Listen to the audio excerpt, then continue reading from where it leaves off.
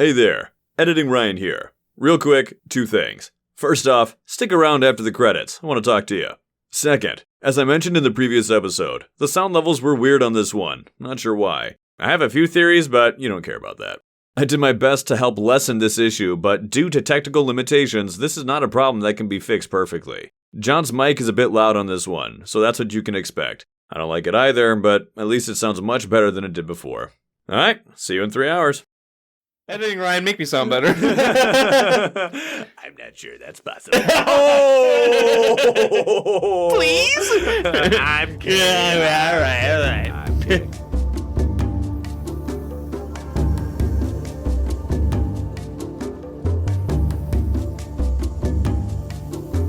Welcome to the Kindred Spirit Podcast, a program completely dedicated to the board game Spirit Island. On this show, we examine and discuss every aspect of the game, whether they be general tips, in-depth strategies, or silly shenanigans. Today, we get into the survey data for our lightning analysis. We're goofy for this one. We're excited for this one. We're going to laugh, slap him everywhere. Future warning.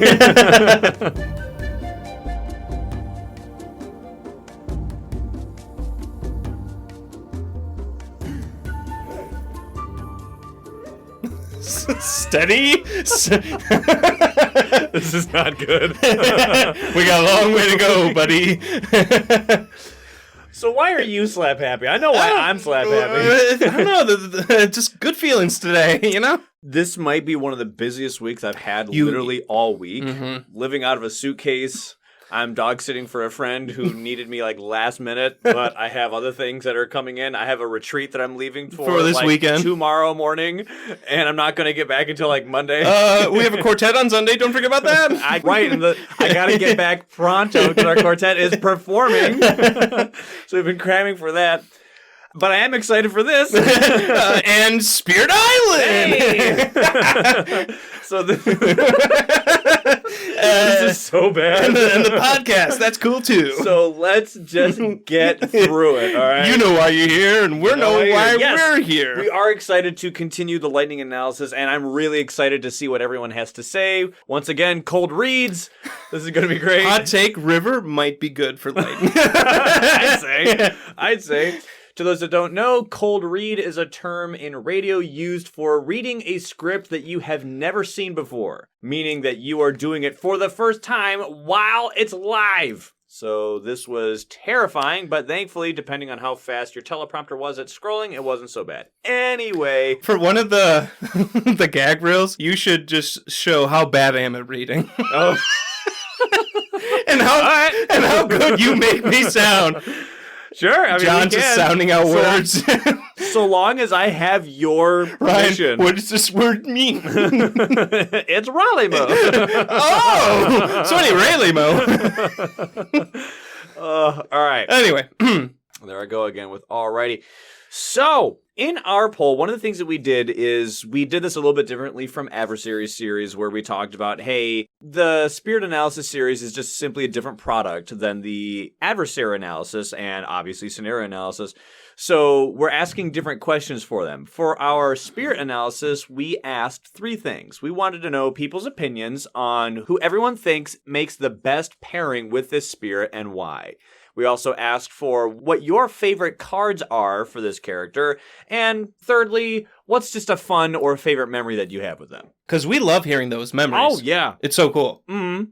So, point being, the question that has the data is, according to the community, who do you all think makes the best pair with Lightning? So we have here a top 5, but we didn't really take like a bottom 5. We kind of got a bottom. However, we comedically looked, out of curiosity's sake, A, who were in the top 5 percentage. People want to hear that. And B, I wonder who was in the lowest. And coming in at 0% out of all the votes, your bottom 5 is Base Shadows, Foreboding Shadows, Madness Shadows, Amorphous Shadows, Reach Shadows. Hey, wait a second. We said we weren't going to do this anymore. No, Shadows is good. It's just comedic. We had to. There you go. There you go. There's your bottom There's five. the bottom five. All right, let's actually start this thing. Wait, where did Reach end up? Tied with Foreboding. But Base is also there. Base? We got a 5-way tie. Base is tied with Foreboding? Who would have thought? You know, it's crazy to see Foreboding and Base on the same level. Wow. Who would have thought? It's like one of those mathematics things where it's like times 0 is still 0. You know, like... Still just a bad pairing. I disagree. I am mad at everyone who voted. Just kidding. Shadow still can benefit from a lightning's boon here or there. Sure. So, fear's good? Yeah. Is that like your go-to response? Fear? John, they blight like crazy, but fear's good. They never hit their innate, but fear. Crops Wither? They never hit their innate. Fear's good. I know the first level of that innate very well. You start with 0 energy, but fear. But cards and stuff. Artwork. All right, we got to get going. Okay, fine. All right, let's go. Yeah. Pathetic. All right. Your actual top 5 when it comes to who does the community think statistically is the best pairing for Lightning Swift Strike. Thankfully, we only have one tie, and that is our bronze medalist. We actually have a 4-way tie there, but besides that, everyone else is by themselves in each of the placements. So, in 5th place, 20% of all the voters claimed that Starlight seeks its form. We've been getting some more Starlight love recently. Best. We've been getting comments, more votes for Starlight, and it makes sense. Starlight is able to gift cards. I'm thinking it's Boon of Reimagining. Okay. Do you have any idea how badly Lightning needs cards? Gimme. Yeah, I think this is a simple, solid, straightforward, yeah. It may be small as far as like this particular thought, this card, I mean, Boon of Reimagining. It may be a simple thing. Hey, it's just one card. But it is exactly bullseye what they need. It's what the doctor ordered for Lightning. Would you say the same? Yeah, with Starlight, I think I'm just happy because through our whole Adversary series, they didn't really show up a lot. And maybe people were still... To be fair, though, Starlight's hard to really place. Good point, especially against adversaries. Like who's a counter? I might put Water Starlight higher against Sweden than I might put Water Starlight against, I don't know, England, perhaps. Okay. Yeah, no, that's a good point. Oh boy, there's a topic. Go through each Starlight and who counters what. And rate each Starlight versus everyone. Because we would have people write in like, well, when Starlight does this. Right. That could be a rabbit hole. But reimagining is great. The fact that you get 2 powers. I mean, Lightning, do they even need to reclaim? So, I agree with number 5. This one actually surprised me, but I actually dig it for thematic reasons. Okay. At 2% better, Starlight was 20% in 5th place. Here, in 4th place, at 22%, comes in Thunder Speaker. Huh. I actually dig it. I like the thematics. I like the Thunder and Lightning theme here. It is pure offense. It is 100% nothing else. With a little bit of Dahan control. Yeah. Thunder Speaker's early game really likes having Lightning's boon cast on them. Really helps.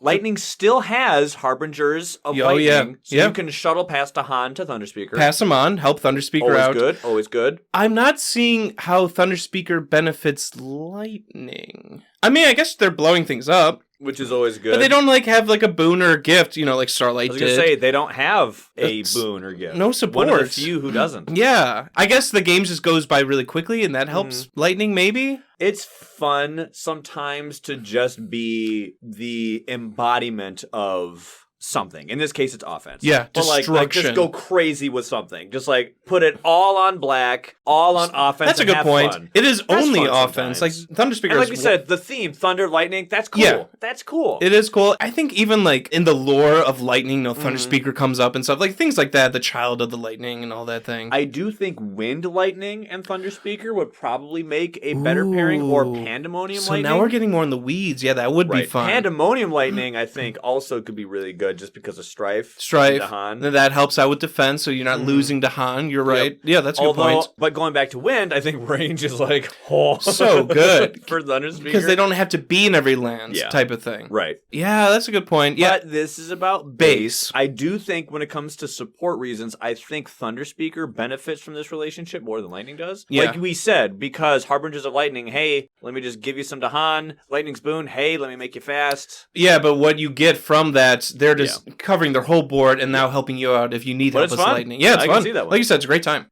Okay. Here at 8% better than Thunderspeaker. That's a jump. Yeah, is our 4-way tie for the bronze medal. So, Starlight was 20%, Thunderspeaker 22%. Here we are now at 30% with Green, Serpent, Memory, and Travel River. Now it's starting to make more sense. No offense to Thunderspeaker.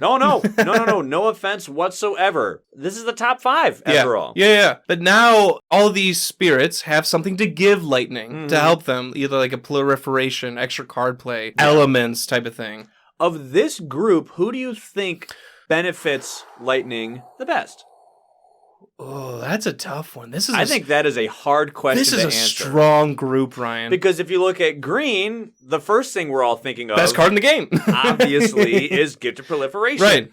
Oh! Yeah. This means that you can go in a reclaim loop with Lightning, and you can still grow. That's cheating. And the thing that's great is, ironically, both of you can go in a reclaim loop. And still grow. And Green is being fast every single turn, which means that Creeper's Turn to Mortar can actually happen prior to the bad guy turn, and maybe you can actually take out a town or something in the fast phase. And if both of you are in reclaim loops, that's always going to happen. It will happen. Because you're always going to have those cards. Yeah, Lightning's Boon's already happening. But you're still growing. Yeah. I mean, that's a strong pair. Even like Raging Storm, that 1 damage helps Green out, maybe. Right. 1 damage. Seriously. Pair that with Stem the Flow of Fresh Water. Boom. And it's like, hey, not so bad. That's a really nice 1-2 punch. Green is like, I have this anti-building card, but it ain't so great. And Lightning's, looking at the economy for Raging Storm, like, I have a great damage card, but the money to pay for it is not so great. Ain't so great. So, with our powers combined. That's right.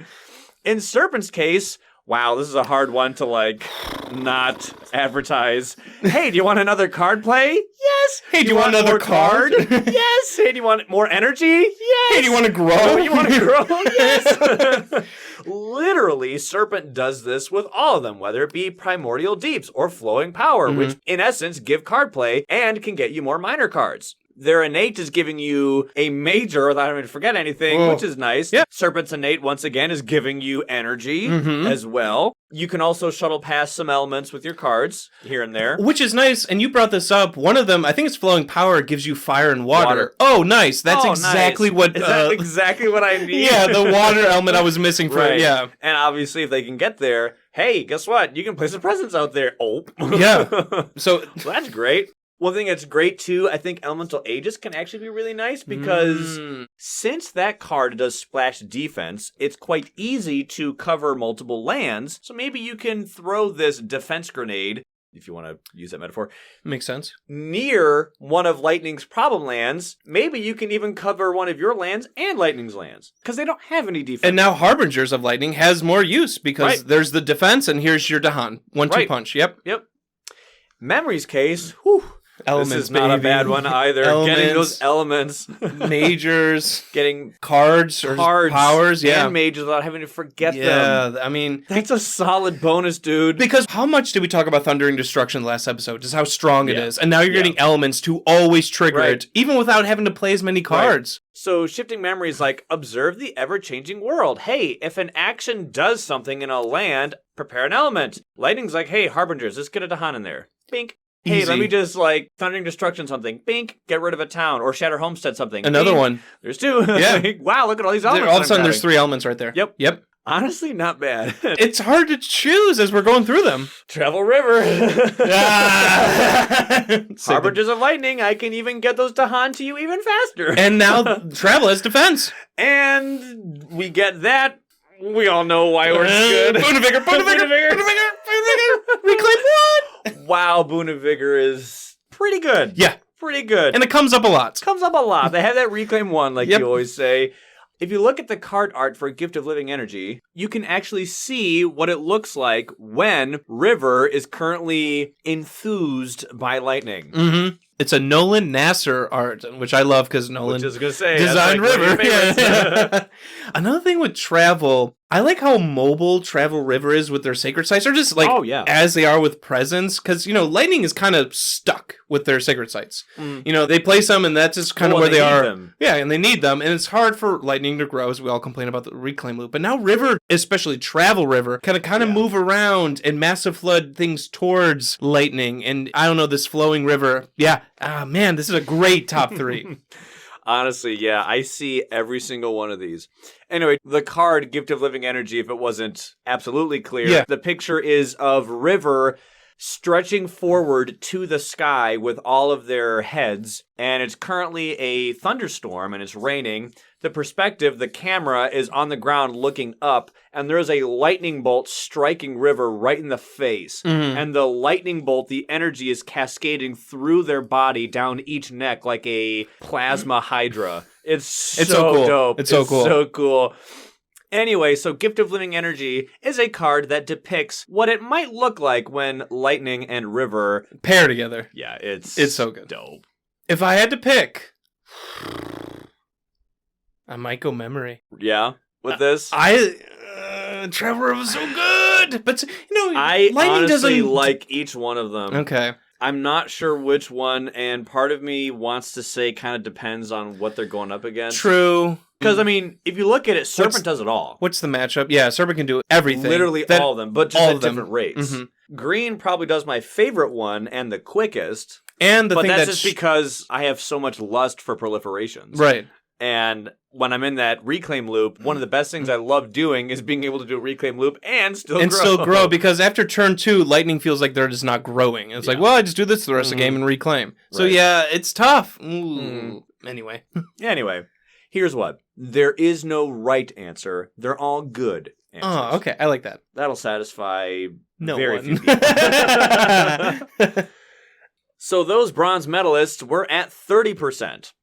Our silver medalist at 37%, I see this one, is Keeper of the Forbidden Wilds. I feel like for these, we should, instead of the spirit names, instead of Starlight, it should just be power or the thing, the interaction. It should just be Boon of Reimagining. Instead of Keeper, Boon of Growing Power. Boon of Growing Power. That's it. Instead of Travel River, Boon of Vigor. Hey, John, what does that card do? Target spirit gains a power card. If you target another spirit, they also gain 1 energy. Oh, man. The two things Lightning needs. Remember what we said about Starlight?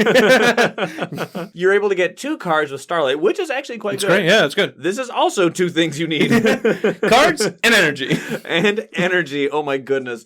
We've said it before in the past and recently, even this season. I believe, if I'm not mistaken, it was in the gift card series. Okay. And elsewhere off the cuff here and there, saying that the S tier use of this card is on Lightning. We did say that during Not even kidding. No. Not even kidding. So I am totally fine seeing Keeper this far up. For 1 card, Ryan? Yeah. I mean, it may sound like really 1 card, that's it. When you look at what it does, yo. It does a lot. Did it say minor power? No. Did it say major power? It said any. That's really good. Yeah. That's really good. It may seem simple. It's one of those things where it's it's easy to overlook, but if you're new to the game, that may seem like, oh, okay, whatever. And the Gift of Power in the minor power deck is like, hey, cool. Yeah. But it's, just minor. It's minor. And maybe as the game goes on, you don't need minors as often. Right. But this one gives you a choice and an energy. Gives you energy. And you have it from game start. Yeah, that's true. Turn 1. So that's you can give 3 this to Lightning. pluses in my book.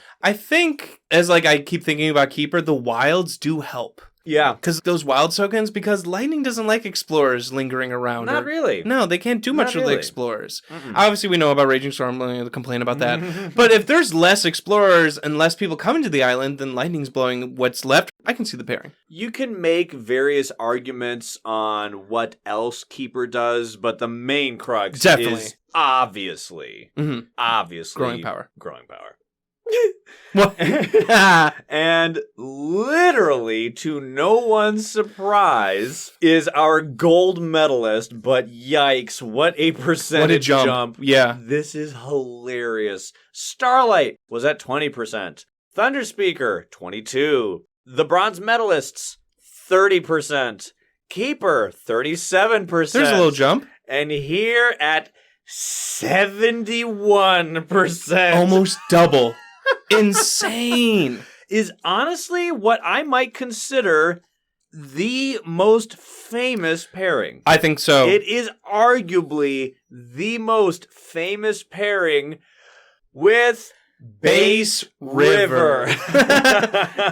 No arguments here. Same thing we said with Travel River. Well, it's not really a river. It's Boon of Vigor. It's Reclaim 1 on that bottom track. But you see, the thing is everybody who owns Spirit Island has Base River.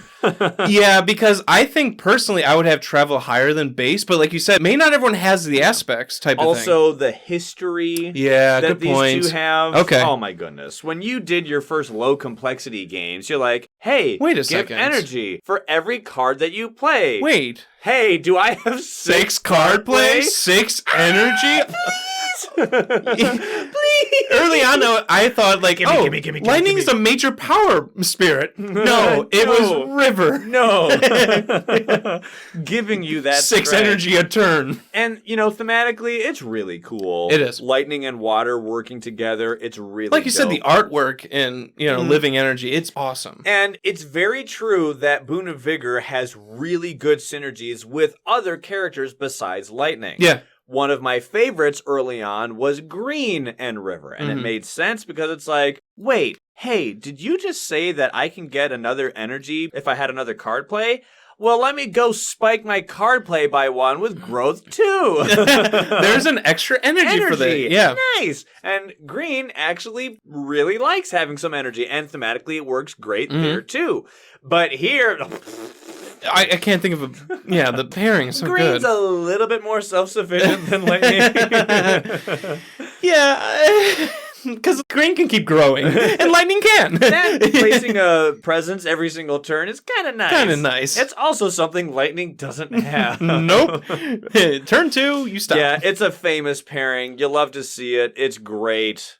And I think we all saw it coming, too. Yep. It's like the top one. Yep. The top go-getter. Lightning's Boon can now speed up Wash Away for some fun bad guy movement in the fast phase. Yeah, there you go. There's those daisy chains we're talking about in Blitz. That's basically happening with River now, because Wash Away is fast, Massive Flooding is fast, everything's fast. I was about to say Massive Flooding. Yeah, that's fast now. Right.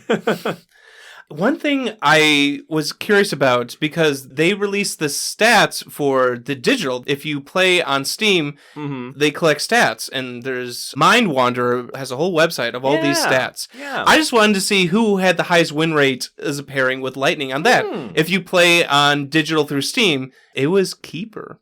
Really? Keeper. And really? number 2 was Green. Huh? And, there's a bevy of factors. Someone could start a game, quit out of it, there's a loss. Type of thing. But it is interesting that I think Keeper's but Keeper's a DLC character. Yeah. Okay. Hey, that's fine. Yeah, that is just something unknown. 100% totally fine. River's in the top 5, but it would just be Where are they in the top 5? 5. Oh, wow. Wow. Really? Okay. Well, hey, they do deserve to be in the top 5. They're in the top 5. I will say that much. They do deserve to be in the top 5. And who were the top 5 once again? In 5th place, Starlight at 20%. 4th place, Thunderspeaker at 22%. 3rd place, our bronze medalist at 30% was Green, Serpent, Memory, and Travel River. Our silver medalist at 37% was Keeper, and our gold medalist at 71% was Base River. Not a really shocking top 5. Maybe Thunderspeaker. No complaints from here. No complaints. All strong pairings. I mean, that bottom 5, though, who'd have thought? Shadows. Reach. It's just playing all the Ganondorfs, but each one's a different color. Ganon. The 3 people that will get that joke. the joke we're referencing came about in season 1. We have this masochistic challenge that John and I tried to do where in Super Smash Brothers, John and I would go and try to take on 6 Ganons all at level 9 maxed against out. you and me. Our win rate is like not good. 7%. Maybe. We've won like twice. And I'm spamming Meta Knight on like a convenient map to drill them off the side. I'm just doing PK fire! So that's what we're referencing there if you don't know what we're talking about. And if you did get the joke, I love you. I know. So let's go ahead and get to these comments, right? First comment comes from Many Windmills. Hey! Many Windmills, what's up? I know who that is. Many Windmills says, yes, finally it's time to go in depth with the spirits. I can't wait to hear your guys' thoughts about lightning. I think I remember John talking about how he used to play lightning a lot when he first started out with this game. I did. Mm-hmm. I think a lot of people did. I'm not unique. Yeah, I know that. Fair. Yeah, a lot of people. Yeah, it was in my first game. Yeah, it was in your first game. It will be interesting what opinions have changed since then. Anyway, let's answer those questions. Favorite pairing is tough. I actually prefer cards being given to lightning over energy. Okay. I know many people will say river, but I prefer keeper or starlight. There you go. Hey, they were in our top 5, Manny. I think I would agree. And here's why. Ooh, Ryan. Okay. Because zero costing cards are a thing. And I don't need energy for that, but I have the card plays for that. That's true. So and there's some good zero costing cards. You can pad out your hand with zero costing cards. Then you're saving energy. Yeah. Every turn. And you're still doing stuff on the board. And hopefully, maybe, getting some elements that you need to get Thundering Destruction going. And if it's a good zero costing one, it's happening every turn. Someone's always getting Reaching Grasp, or Sap the Strength is always being defended. Things like that. Yeah. Many Windmills goes on to say, for favorite powers, I love when I pull Spur on with Words of Fire. Yes. Good elements for lightning. Mean, oh my goodness. They say great elements for the burb, and I can either be selfish and target myself or help out a friend. Win-win. Honestly, I couldn't agree more. What it does is actually something very similar to what Boon of Growing Power does. Spur on with Words of Fire gives you a sun, gives you fire, and gives you air. Love it. Which, the sun, you're like, whatever. But, hey, the sun is nice for when you grab through sacrifice. Go through sacrifice, or when Missionaries comes up, or Power Storm. But no, the fire and the air is what you want. But it says, if you target a spirit other than yourself, they gain an energy. But regardless of who you target spirit may immediately play another power card by paying its cost. Oh, you can play 7 cards now? This card can be played on yourself. It says it targets any spirit. Yeah. So it's a little bit better if someone plays it on you for the energy, but if you play it on yourself, it's good for those elements, just like Many Windmills was saying. Yeah. Getting another card play. Getting another card play. Oh, and great. it's supportive, like they were saying. You don't have to be selfish. You can help someone else on the team, and you're still getting your elements. I can see the argument of like, wait, why are you wasting your card play? Because you're spending a card play to play this card, which gives you one. So it's like you're using up that extra one. It's like, yeah, but I'm getting that fire and but the air. elements, it's almost like having elements in your tracks or something. You're buying fire air for one energy. And maybe helping a teammate. Yeah. That's worth it. Many Wilmos says, my favorite memory has to be when I first played Spirit Island. Aww. My first spirit was lightning, and this game came alive to me. I believe I hit the 4th tier of Thundering Destruction, and I remember feeling extremely powerful as I pulled a 3rd city off the map. Nice. It was glorious. Oh, yeah. Can you imagine that as a first-time player? That's so good feeling. It is. Maybe that's why some people don't like Shadows, because you don't have that high. Well, especially when you're just starting the game, it's very tactile. Yes. Wow, these things do 3 damage? The biggest thing on the map. They have 3 health? Yeah. Bam. I can just destroy that every turn. Off. Yeah. I can take 2, 3 of them out. And Shadows, nothing against Shadows, because it's one of my favorite spirits, but I can see why, like Many Windmills was saying, as a first-time player, why someone could be like, this is awesome. Yeah. I love this game. I want to keep playing it. Yep. DeYoung87 comes in to say, River is easily the best partner for Lightning. Lightning makes River's slow powers fast, and River's Boon of Vigor provides enough energy to Lightning for it to try out major powers. River can also take excess explorers from Lightning's board, and Lightning in return can destroy River's cities. Wow. That was wonderfully said. And that's like... Look at that, like, ebb and flow, peanut butter and jelly of how they just help each other out so well. So eloquently and bam, so easily stated. A big one? That's it. I mean, that's it. That sums up that pairing. Very well. I think what's really cool is how lightning can dip into the majors. So, and if you're reclaim looping Pillar of Living Flame every turn and just destroying the board, that is powerful. Right. So that is cool that River allows that. Or you're getting Storm Swath. Oh, Storm Swath. Cross your fingers, please. Power Storm. Yeah. Yeah, Power Storm's not bad. So things, there's some really good majors. Maybe Death Falls Gently. Hey, call back. Awesome game. 6-player game. I meant lightning for the win. Next comment comes from I'm Danish too. Hey, welcome back. Welcome back, I'm Danish. Edit. Sorry for the wall of text. You're fine. We've had much longer. You're fine. You're fine. Okay. The comment goes on to say, I've been playing a lot of Lightning solo on the app. Hey. Mainly versus England and France. Shameless plug. Kaylin North. Hey, we know Kaylin. And I did a video on Lightning versus England 6. Hey. The link, if you want to watch this video. I'll put it in the description. Oh, okay. Yeah. Yeah. Love you, Kaylin. What up? That video contains one of my favorite memories of playing Lightning. We had gained a major power and forgot Raging Storm by default. Yeah, makes sense. I then decided we should undo... Hang on. And forget Lightning's boon instead? Huh. John is like freaking out. There's a moment of silence there audibly, but visually John's face went from like this happy expression to like his eyebrows went down. He pinched his nose like, what? Did I do that? Like, what am I seeing? Fine, that's okay. I'll keep reading. That is one of the strongest cards in the game. Okay. John was with you, and then he saw this. Cold read. Remember, cold read. And I forgot Lightning's boon instead, just in case we drew the event Year's Little Rain. I mean, what are the options of that? Like, what are the odds? What are the chances of that? Never tell me the odds. In the following turn, I had us move Dahan into a land with our presence. Okay. Again, just in case we drew that event. We then proceed to... what? Wow. All right, now Wow. We need to watch this game. I was going to say, now, when someone sends you something like, yeah, okay, I'll watch that, but then you don't watch it. But now I actually want to watch this. Why is that, John? The next event we drew proceeded to be Years of Little Rain. And because of those choices, we essentially won the game right there. Wow. Wow. Talk about fortunates. Ryan, I was stunned. I was so confused at first. Dude, your face, you went from like, hey, to... I don't think I've ever forgotten Lightning's Boon.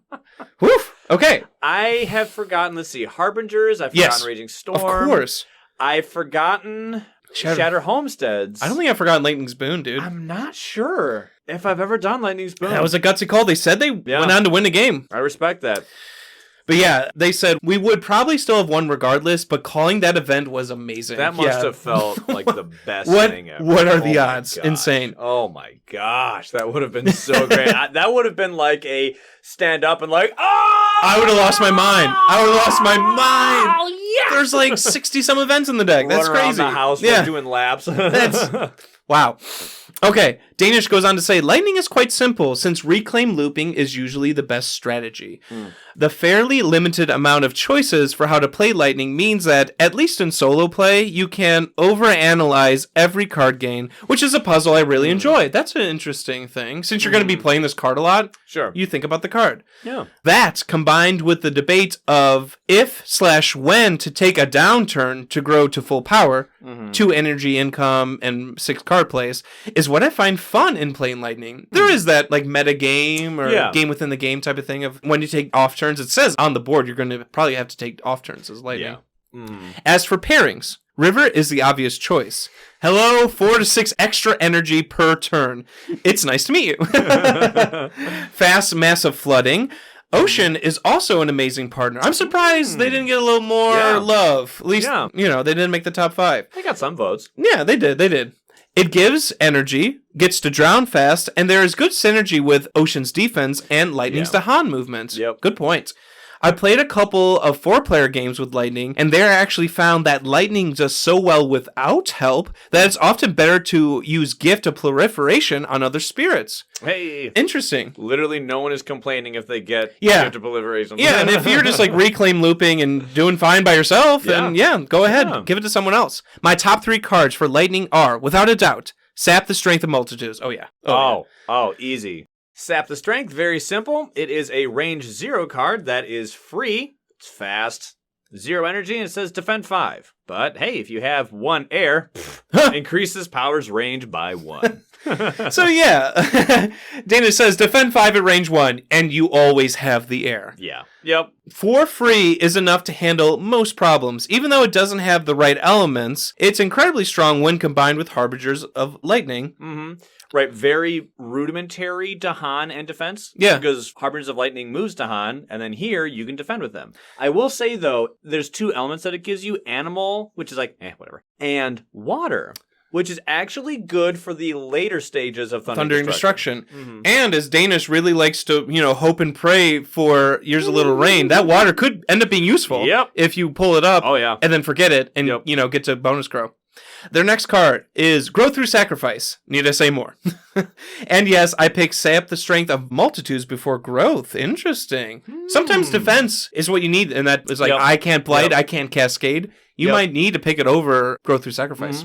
Growth Through Sacrifice, infamously known as GTS, is the card that says you can destroy one of your presents to get one of 2 effects. Either target spirit chooses to remove a blight from one of their lands, or add a presence to one of their lands. Then if you have the sun, we were mockingly saying this last episode, you can do both of these in the same land.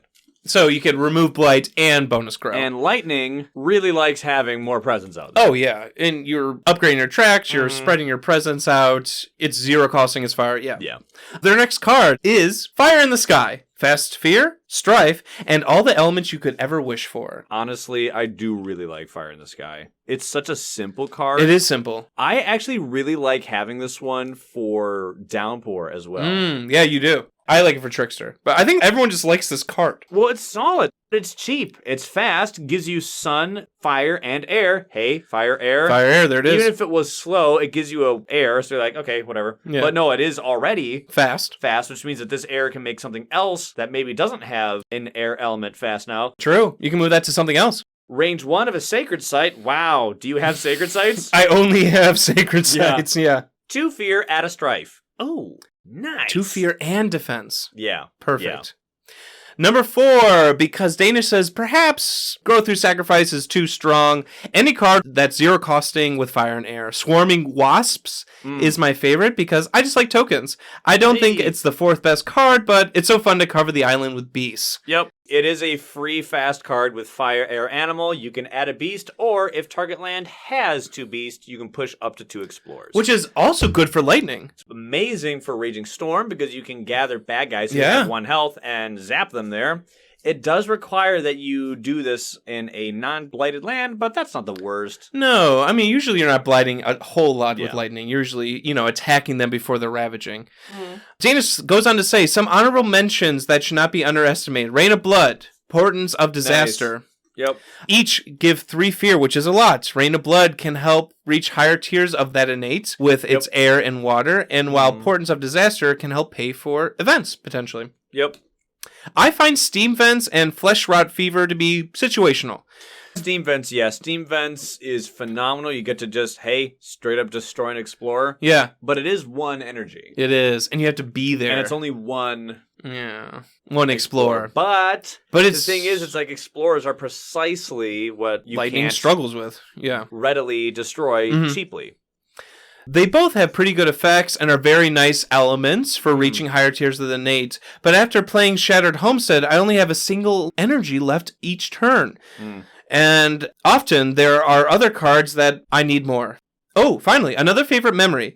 In a solo game versus England 6, where the board was filled with buildings, I managed to actually reach full power. Whoa! Nice. I played Talons of Lightning twice in 1 turn by using Power Storm. Wow! Destroyed 9 towns, 1 city, and generated 17 fear. What a turn. Jeez. What pulls? What a wonderful pull. We've actually spoken about Talons of Lightning before. I consider this to be the OG ultimate for them. Came in the base game. It's 6 energy, so that's decent. And it gives 2 elements of fire and air. It can only go in a mountain or wetland, but don't worry.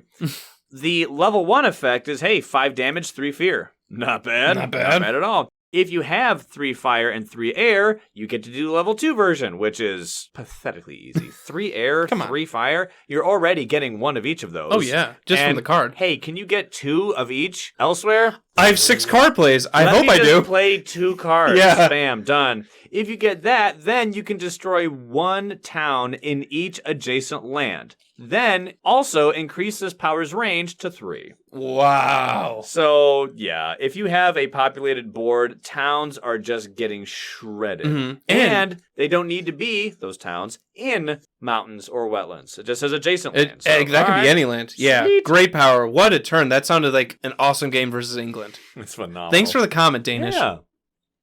Piznit007 comes in to say... That's a new one. The name's Nit. Piznit. Call me Piz. 007. At least it has Z's instead of S's. Are we gonna sing the James Bond thing again? No. Okay. And they say, I mean, you can't go wrong with the thematic duo of thunder and lightning. That's literally what we were talking about earlier. It's so dope. And it's really fun to play. It really is. Honestly, everyone, just go play a game of Thunder, Speaker, and Lightning. Yeah. You will have fun. You will have fun. You'll blow up stuff. Yep. A long time ago, there was this phrase in childhood that said, thunder and lightning aren't so frightening. Well, here in Spirit Island, thunder and lightning be so frightening. Are terrifying. Generate tons of fear. Yeah. Vortling comes in to say, hey. I like Serpent, the best paired with Lightning. Ooh. Serpent's early support cards can accelerate Lightning past the reclaim loop hump. Lightning has good range and speedy presence placement, so losing a presence to absorb essence isn't an impediment. Impediment. I hate words. They go on to say, but yes, we agree with you. Serpent has amazing support cards for Lightning. And yeah, good comments about Absorb Essence. Lightning can place 2 presence, so maybe it doesn't sting as much. They may not want to lose their sacred sites, but, Serpent can give presence back, so it all washes.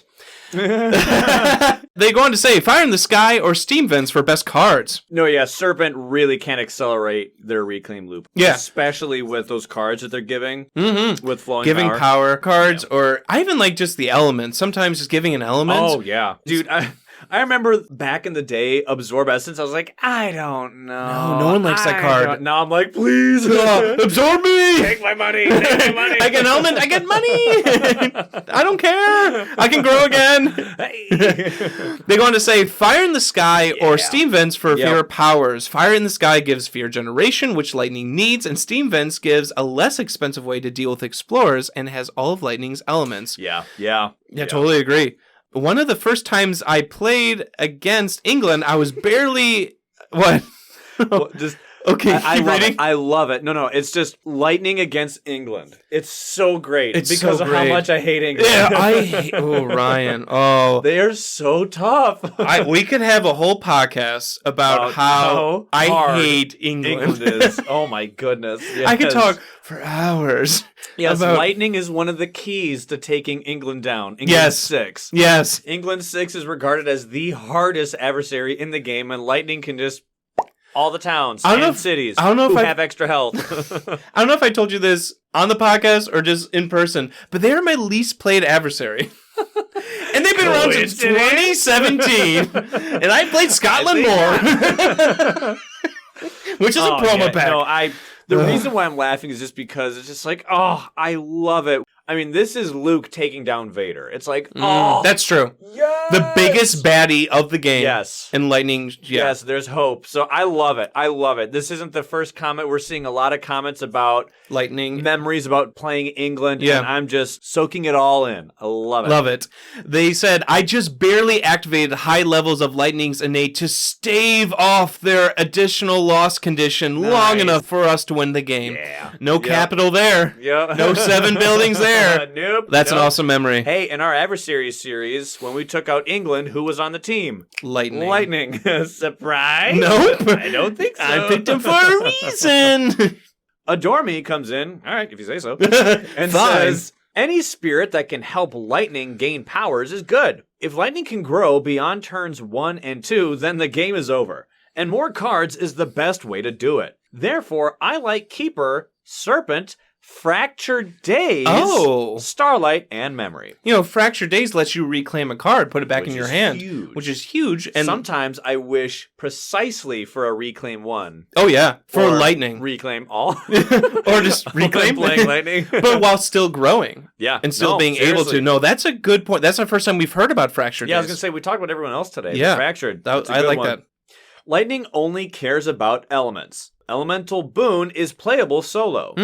Purifying Flame, Fire in the Sky, Spur On with Words of Fire, get a special shout out, though, because they do things that Lightning cannot normally do and shore up major weaknesses. That's a good point about Elemental Boon, because you usually want to help someone else or target someone else. Yep, we talked about Fire in the Sky and Spur On with Words of Fire. Elemental Boon is very famous. Hey, target anyone. You can even target yourself. Get 3 different elements of your choice. Cool. Target someone else, though. You also get what they picked. Yeah. So both of you are now gaining elements. So it is a great support card. But, I mean, like they said, it's playable solo. You can just get, fire, air, water, and you're good.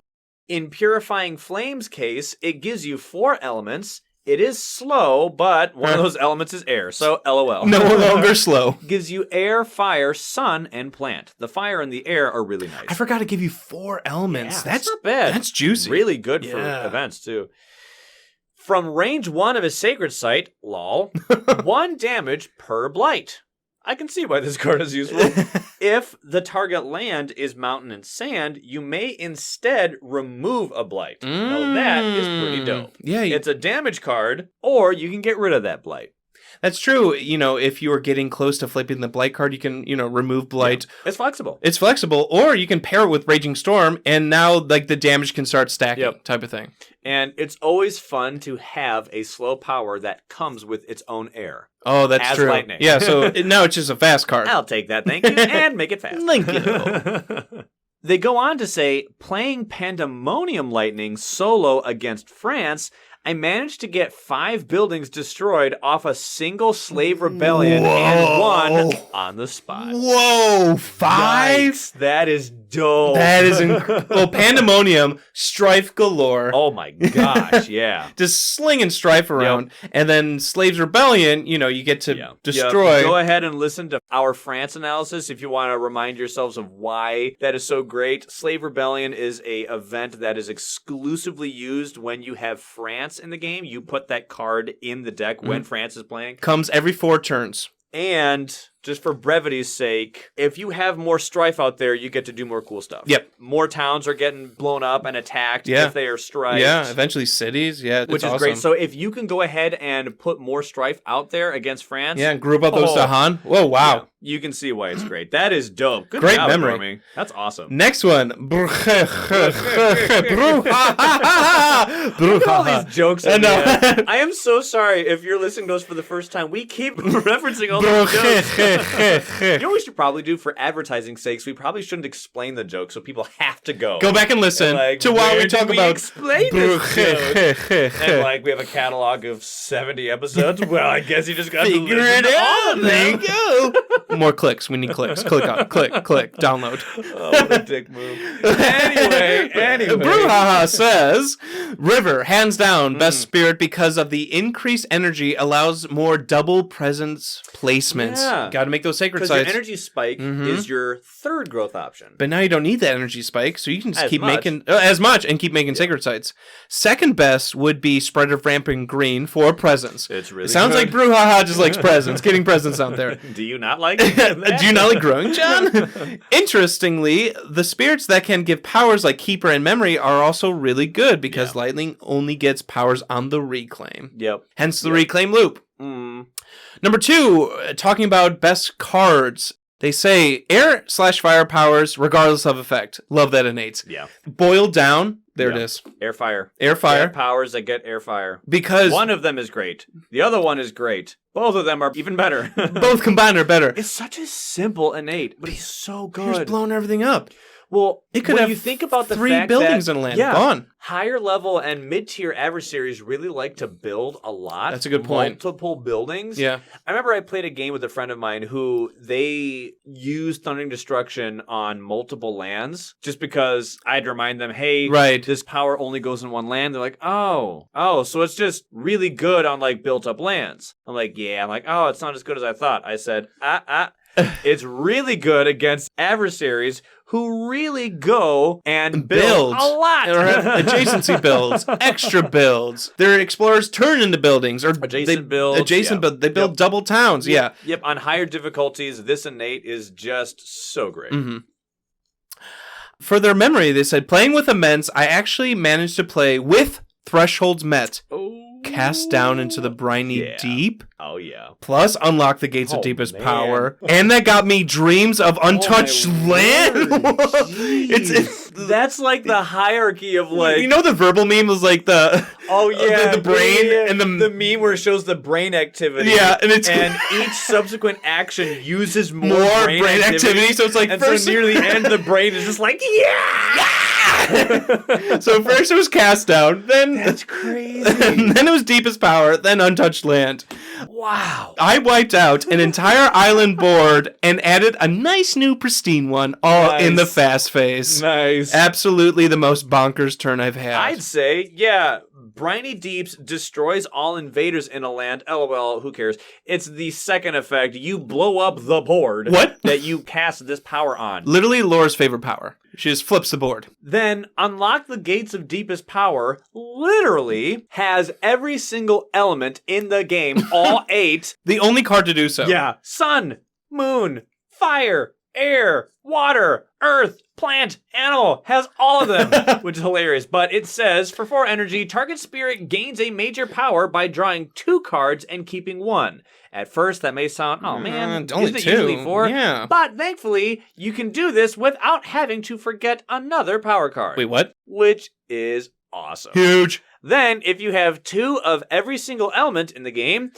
just 2 of all of them, target spirit may now play the major power by paying half of its cost rounded up. Or they can forget the card at the end of the turn, and it still gains all its elemental thresholds. So Brouhaha had cast down, did that, did unlock the gates of deepest power, like you said. Which means they got a major. And that major was dreams of untouched lands, thresholded, so they destroyed a board, they got a new major power, didn't forget anything, and then dreams of untouched land, basically, you get to add a board. Yeah. Untouched land, you add a board. Add a board. That is a crazy turn. I love hearing these memories. That's so unique. That's hilarious. Oh, wow. That's hilarious. Talk about a unique memory. Yeah. A bonkers turn. I agree. I'll never forget definitely that. Be bonkers. I'll never forget that turn, and I didn't even play it. God's Little Cow comes in and says, for the immense aspect, my favorite spirit pairings are Keeper and Memory. They allow Lightning to gain a new major power while still growing, which allows them to delay the Reclaim to turn 4 while still having effective turns / hitting the innate. Interesting. Everyone talks about the Reclaim loop, and now with this, you can delay Reclaim to turn 4. That's crazy. Well, Keeper's giving you cards. Yeah. Memory's giving you cards. Or elements. Yeah, that's huge. Honestly, I've had thoughts about doing a game where every single teammate somehow helps Lightning and just does that. Yeah. Remember how I made the metaphor last time how Lightning is a howitzer? Mm-hmm. Meaning it's a big gun that's capable of doing a ton of damage, but it needs a crew to man the thing, to move the thing, to rotate the thing, reload to pivot the thing, to reload the thing. But when everyone's doing it and like a really coordinated, smooth, efficient procedure... Yeah. While doing that, you can get some really good damage output. It's nuking a land by doing so. Lightning can look really, really dope when they have they're buffed crew up. helping them. Great comment. Mm-hmm. That's cool. I want to try that and see if I can stretch out to turn 4. Sage Volant comes in to say, Starlight is my favorite spirit to play with anything. I would pair Starlight with Starlight. We've been talking about we want to do that game. We kind of want to do that. We got to do that game. We may do that as a battle report thing. I think we should. That just could be a ton of fun. And to see what builds we come up with. The entire time, John's like, it's a funnel. It's a funnel, see? So many funnels. It's low complexity because I made it that way. Times we're going to hear this stupid funnel analogy. Anyway, funnel. It's a funnel. I love funnels. It gets smaller, see? You're rubbing your hands together. Funnels. Sagevon goes on to say, for favorite powers, vanish softly away, forgotten by all, does neat things like deleting an entire land when paired with Raging Storm. Yeah. Huh, I've heard of this before our England 6 game. That's exactly what we did. Yeah, in our England 6 game. Completely agree. It saved us so many times. Simply the wonderful pairing of do 1 damage to each invader. Nice. Then, every damaged invader is removed from target land. Oh. Oh.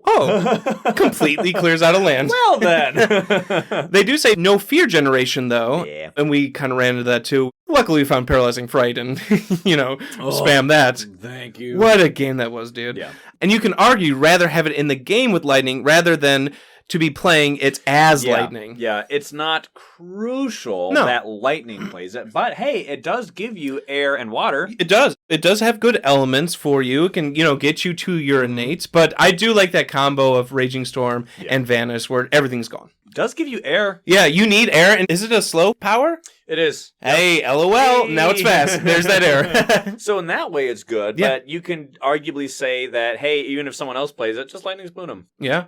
Or, if you're paying Pandemonium where you need the moon, now it's getting all the better. There you go. I like that. I'm a tip you says, Hey! 15%, right? Is that what gratuity is? Across the board, or is it 20%? 20? Is it 15 or 20? I thought it was 15. I don't know.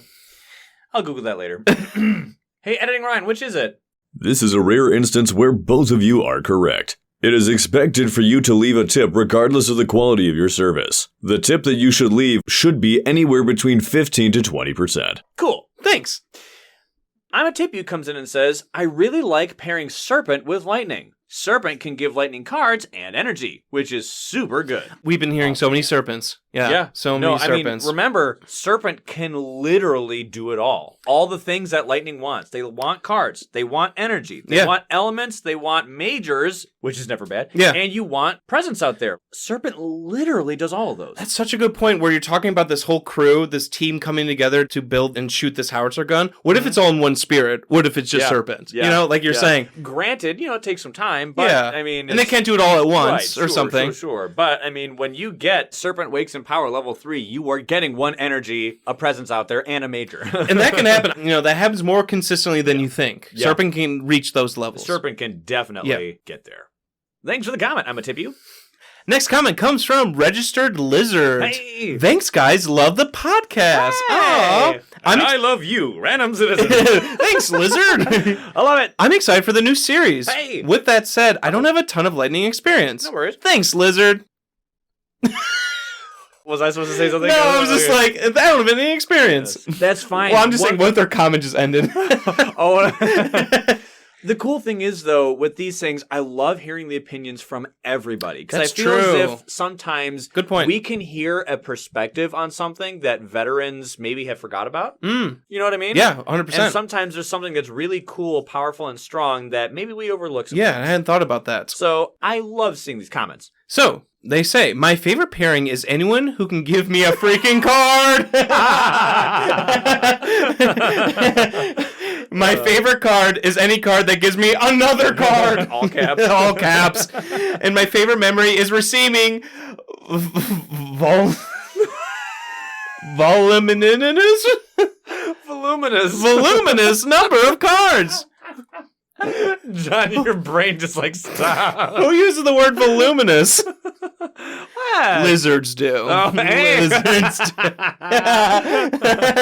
Yes, but cards are good. Yeah. Cards are good. And more cards are good. And cards. More cards. Yeah. I mean, this is why Starlight was mentioned. 2 cards. They give 2 cards. When you have up to 6 plays, you want cards. P.S. I'll be back with more helpful takes when you cover one of my mains. Ooh, come back and comment. Let us know. Yeah, I want to know what. Wait. Yeah, which one's your main? I'm actually really glad that they didn't say who those were. I can't wait to when they now it's like divulge that. It's like is it one of the up and comings? Yeah. In future things, when we're doing various analysis, it's like, here's Registered Lizard. Lizard's back. Not this time. Okay, it's like the other one. Jack in the Box. 3 pages. of notes and content that we can read. All right. Cool Peblu 7 comes in to say, there are several really strong pairings. Any spirit that can accelerate the growth of lightning has a big advantage here. Yep.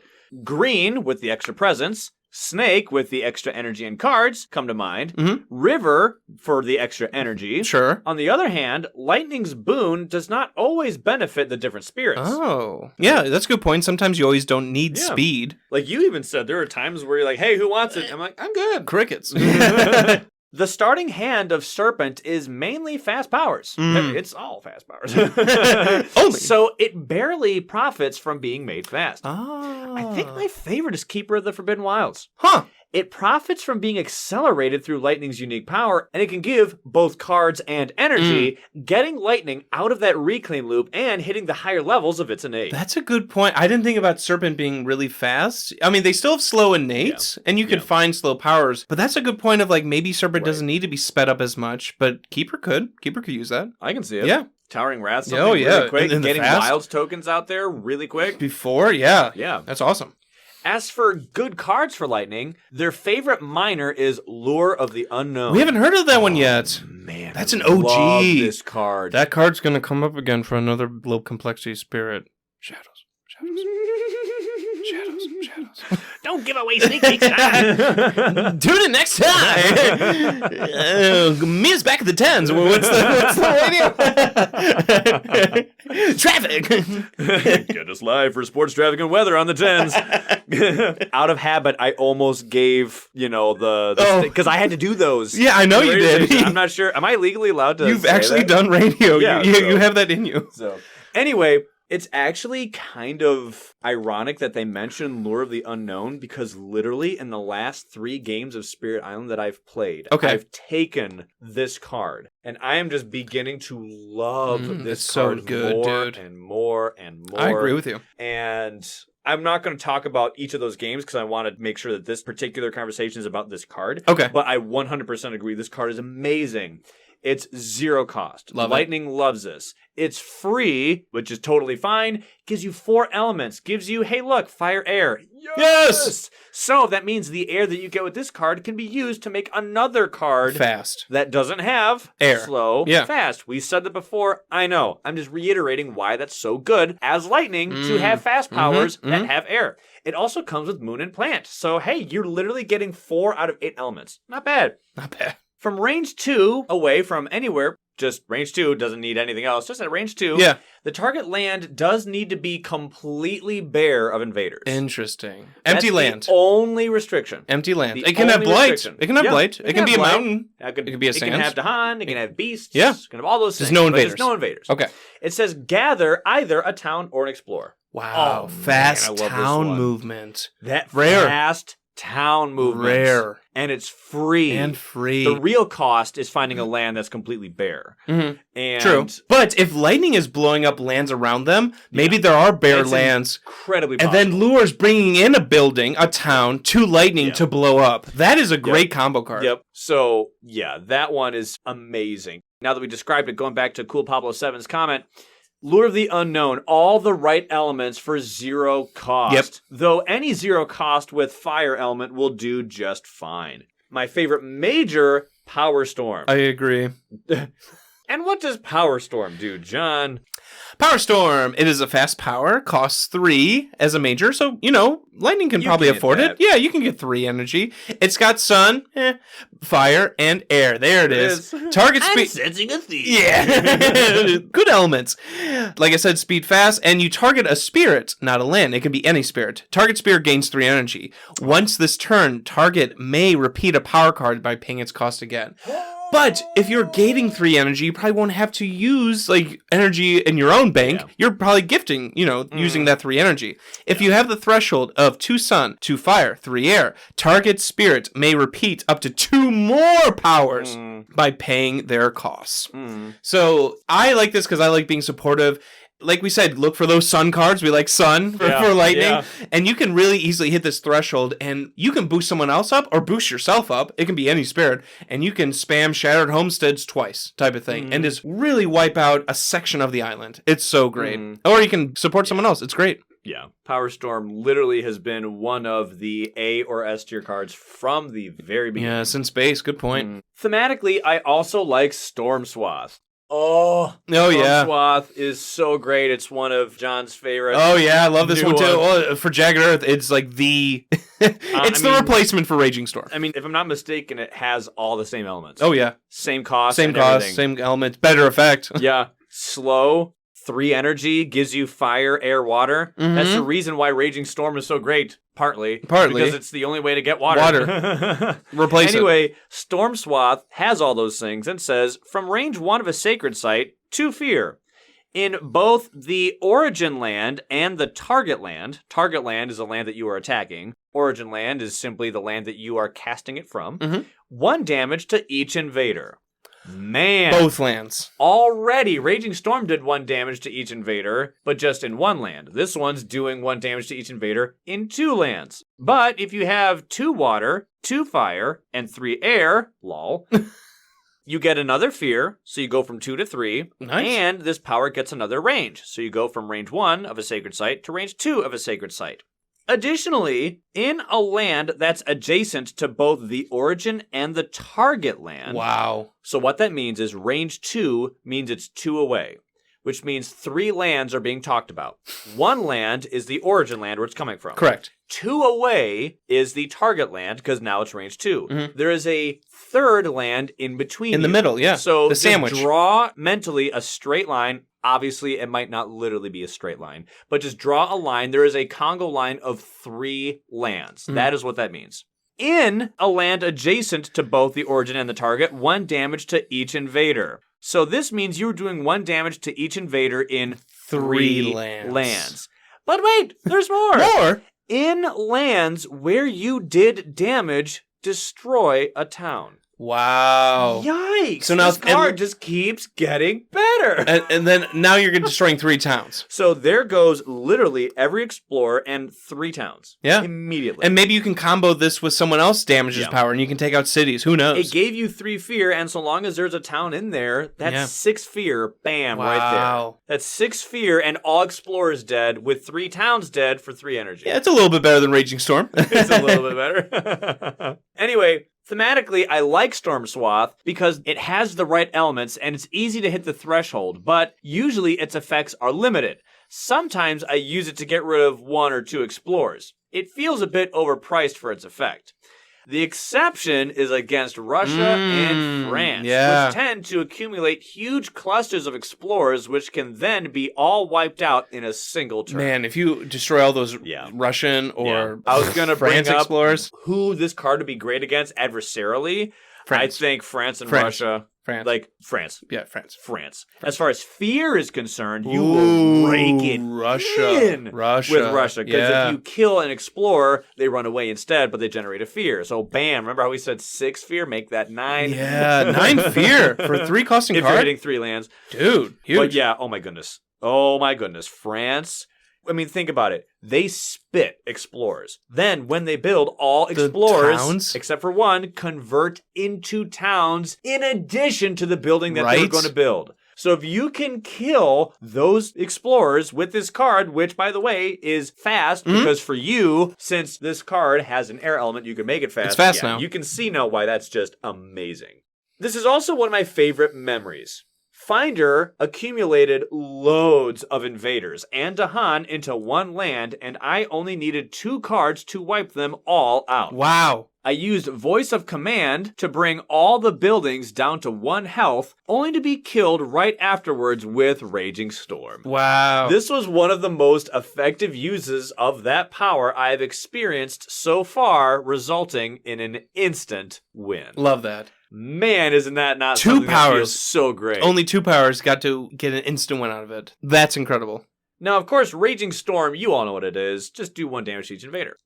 Voice of Command is a 3-costing fast major that has sun and, air. Oh. Which says, from range 1 of a sacred site, which you will have, the target land has to have Dahan, which is fine. 1 damage per explorer and Dahan to buildings only. Oh. It's cool because this is the one that makes explorers turn on their own team.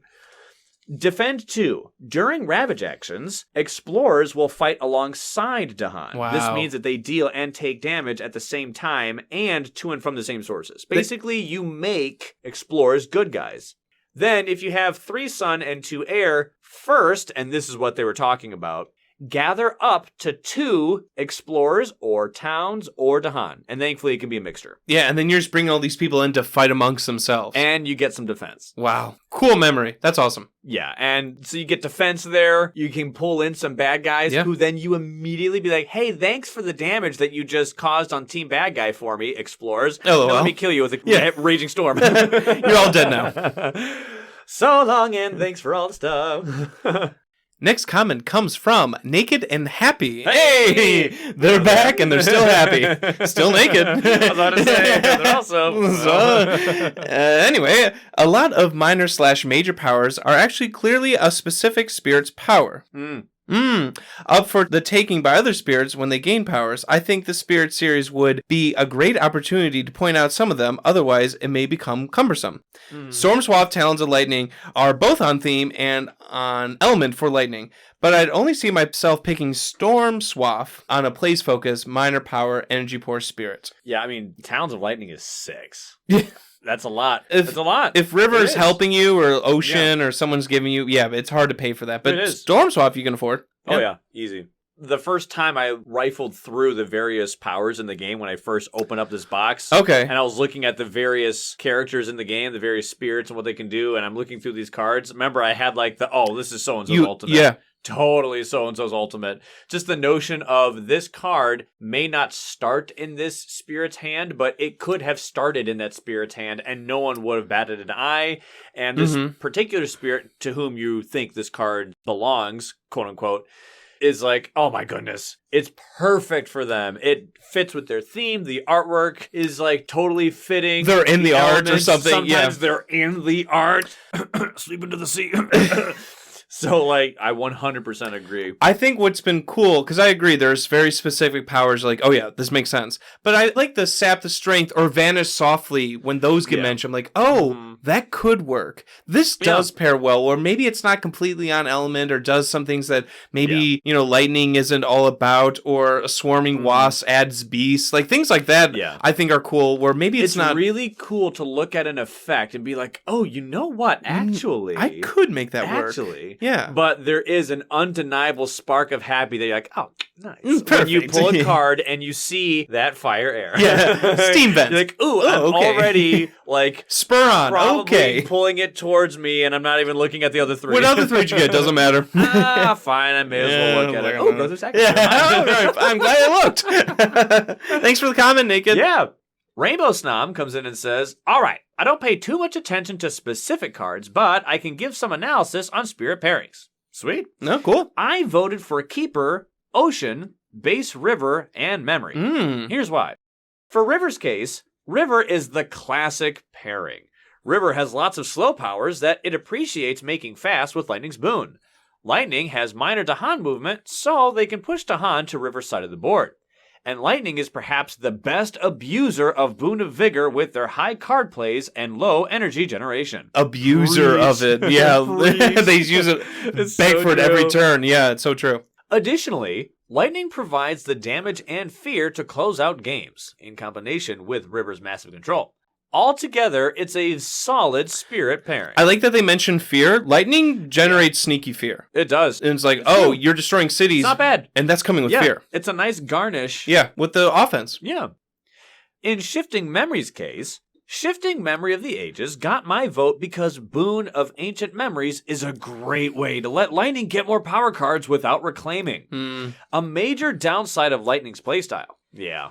Constantly reclaiming. Yeah, but now they don't have to. Because, although powerful, you don't get to improve any of your stats. You're just stuck at 4 plays or maybe 5 plays. Like you said, you're not improving. It's like, well... And that's just how the growth actions are structured. Also, the major or majors that Memory ends up playing are often slow. And making slow majors go before the invaders can be very powerful. Extremely. A special shout out to Immense Lightning here. Memory lets them grab more majors faster, which is good because normally lightning can only grab powers while reclaiming. Ooh, that might be an incredible, dangerous pairing. Yeah. Is immense with memory. Yeah. And being able to gift majors now. Earlier now. Yeah. Turn 1 now. And elements. And immense, as we talked about our 6-player game, you could always be getting elements. But now they're helping you with elements. Oh, wow. That's a great pairing. I like it.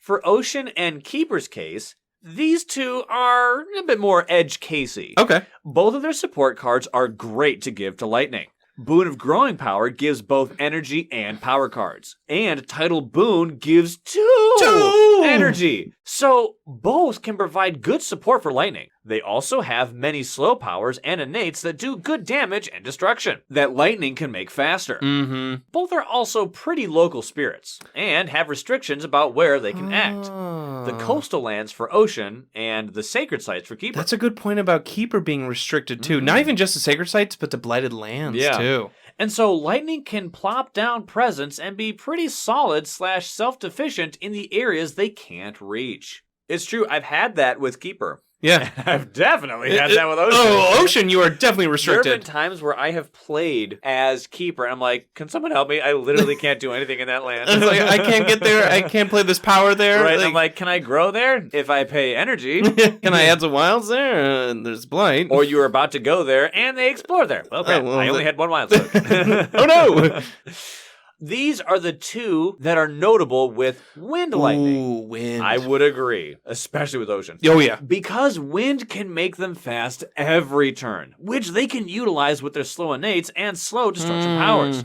They both also love the extra range that Wind can give, as it allows Ocean to drown coastal invaders without having presence in those lands, which makes Ocean's reclaim turns a lot stronger. Definitely. And it lets Keeper use Punish Those Who Trespass on adjacent lands once their lands are clean. Because that's a 0 range power. It's kind of like Wildfire. It has to be in their land to do the damage. It's a get off my lawn power. Yeah. But now with Wind, you get 1 extra range to that. Card-wise, I always mainly focus on elements, so I don't really recall any specific cards, and I just stick to minors unless I'm playing immense. One last thing that really stuck out to me, they said it's very notable, this pairing of Ocean and Keeper, because Wind can make them fast every turn. There's no down turns with Wind, or even like turn 1, no card plays. If you play 1 air, you can make someone fast with Wind. That's why I really like Wind a lot. And in the early game, you simply cast Lightning's Boon on one friend, and then you do Exaltation of the Stormwind, which is your innate, on the other player. On the other player, so now you're making 2 people fast. And then in the turn late game, 1, when you get this power leveled up all the way, and it says repeat this power, sweet! Now making a 3rd person fast. Yeah. Right, or you're making one guy go, yeah, crazy fast with 2 extra range. Right, yeah, steroid. Oh, I love that aspect. Great comment. I love it. Okay.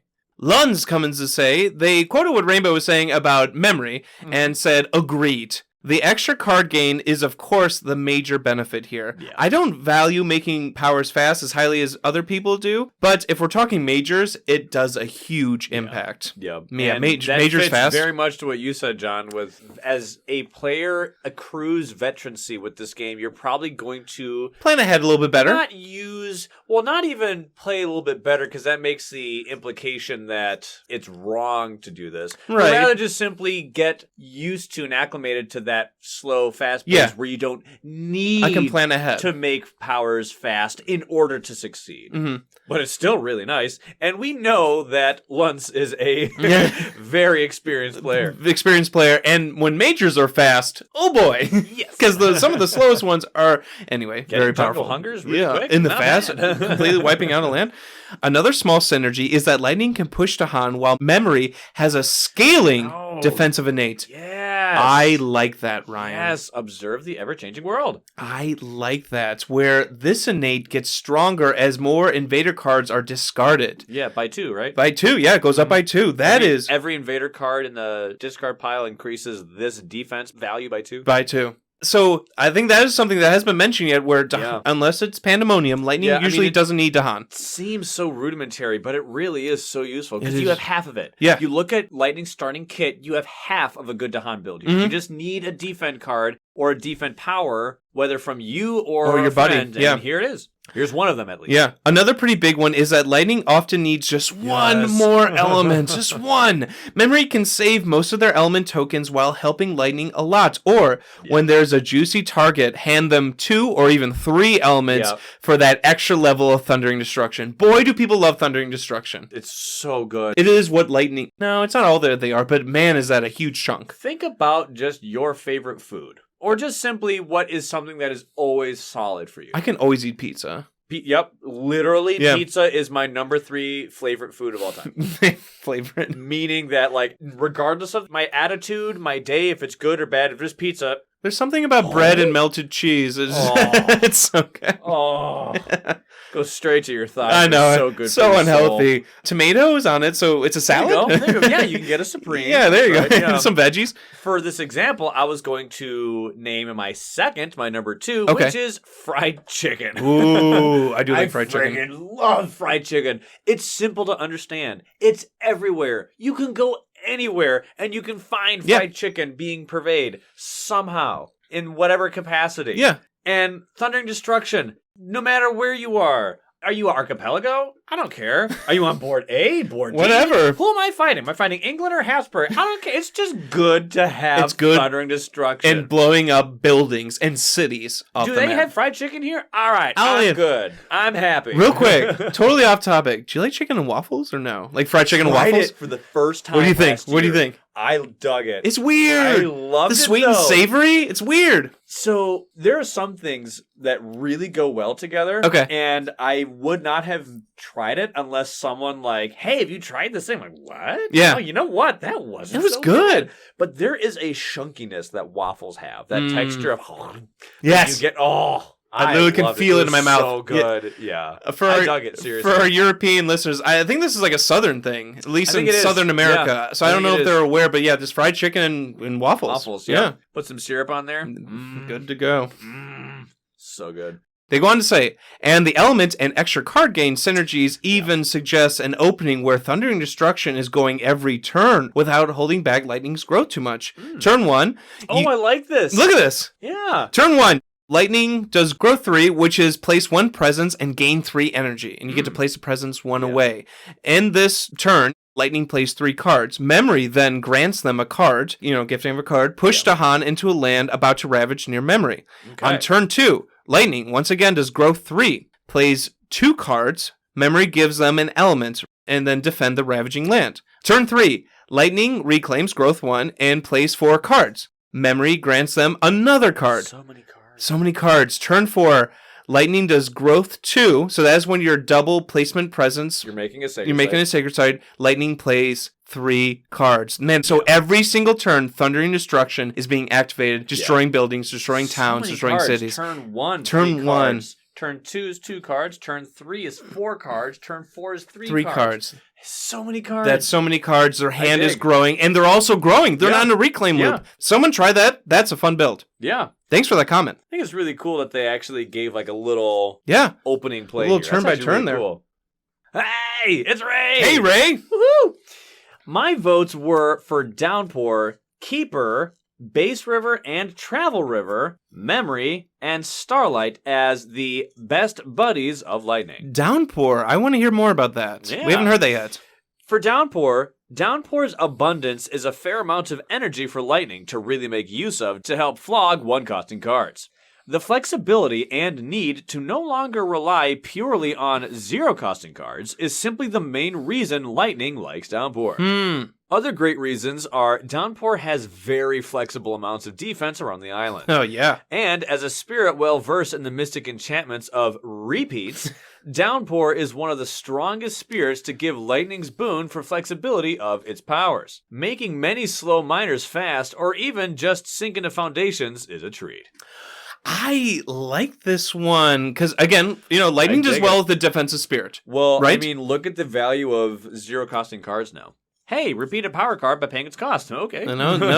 I was going for zero costs anyway. It was free anyway.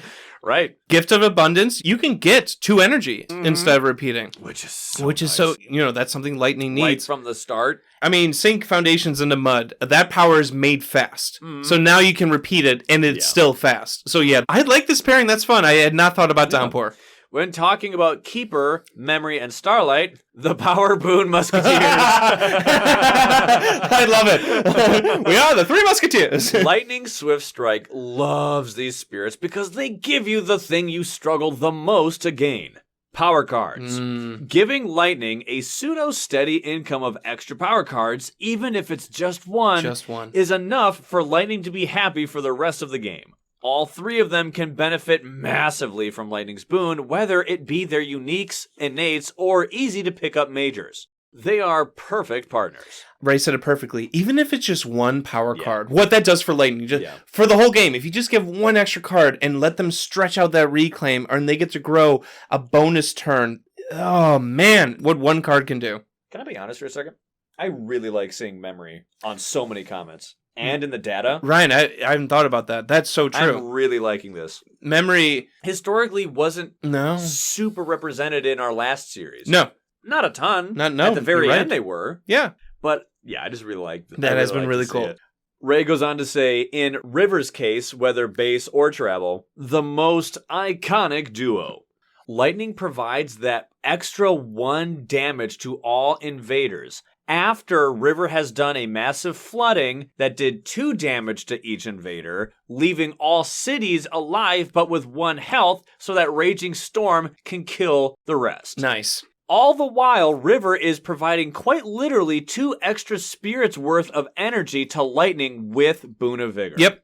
The most broken energy card in the game, combined with the spirit whose name is next to the definition of plays track. They are the plays track, is Lightning.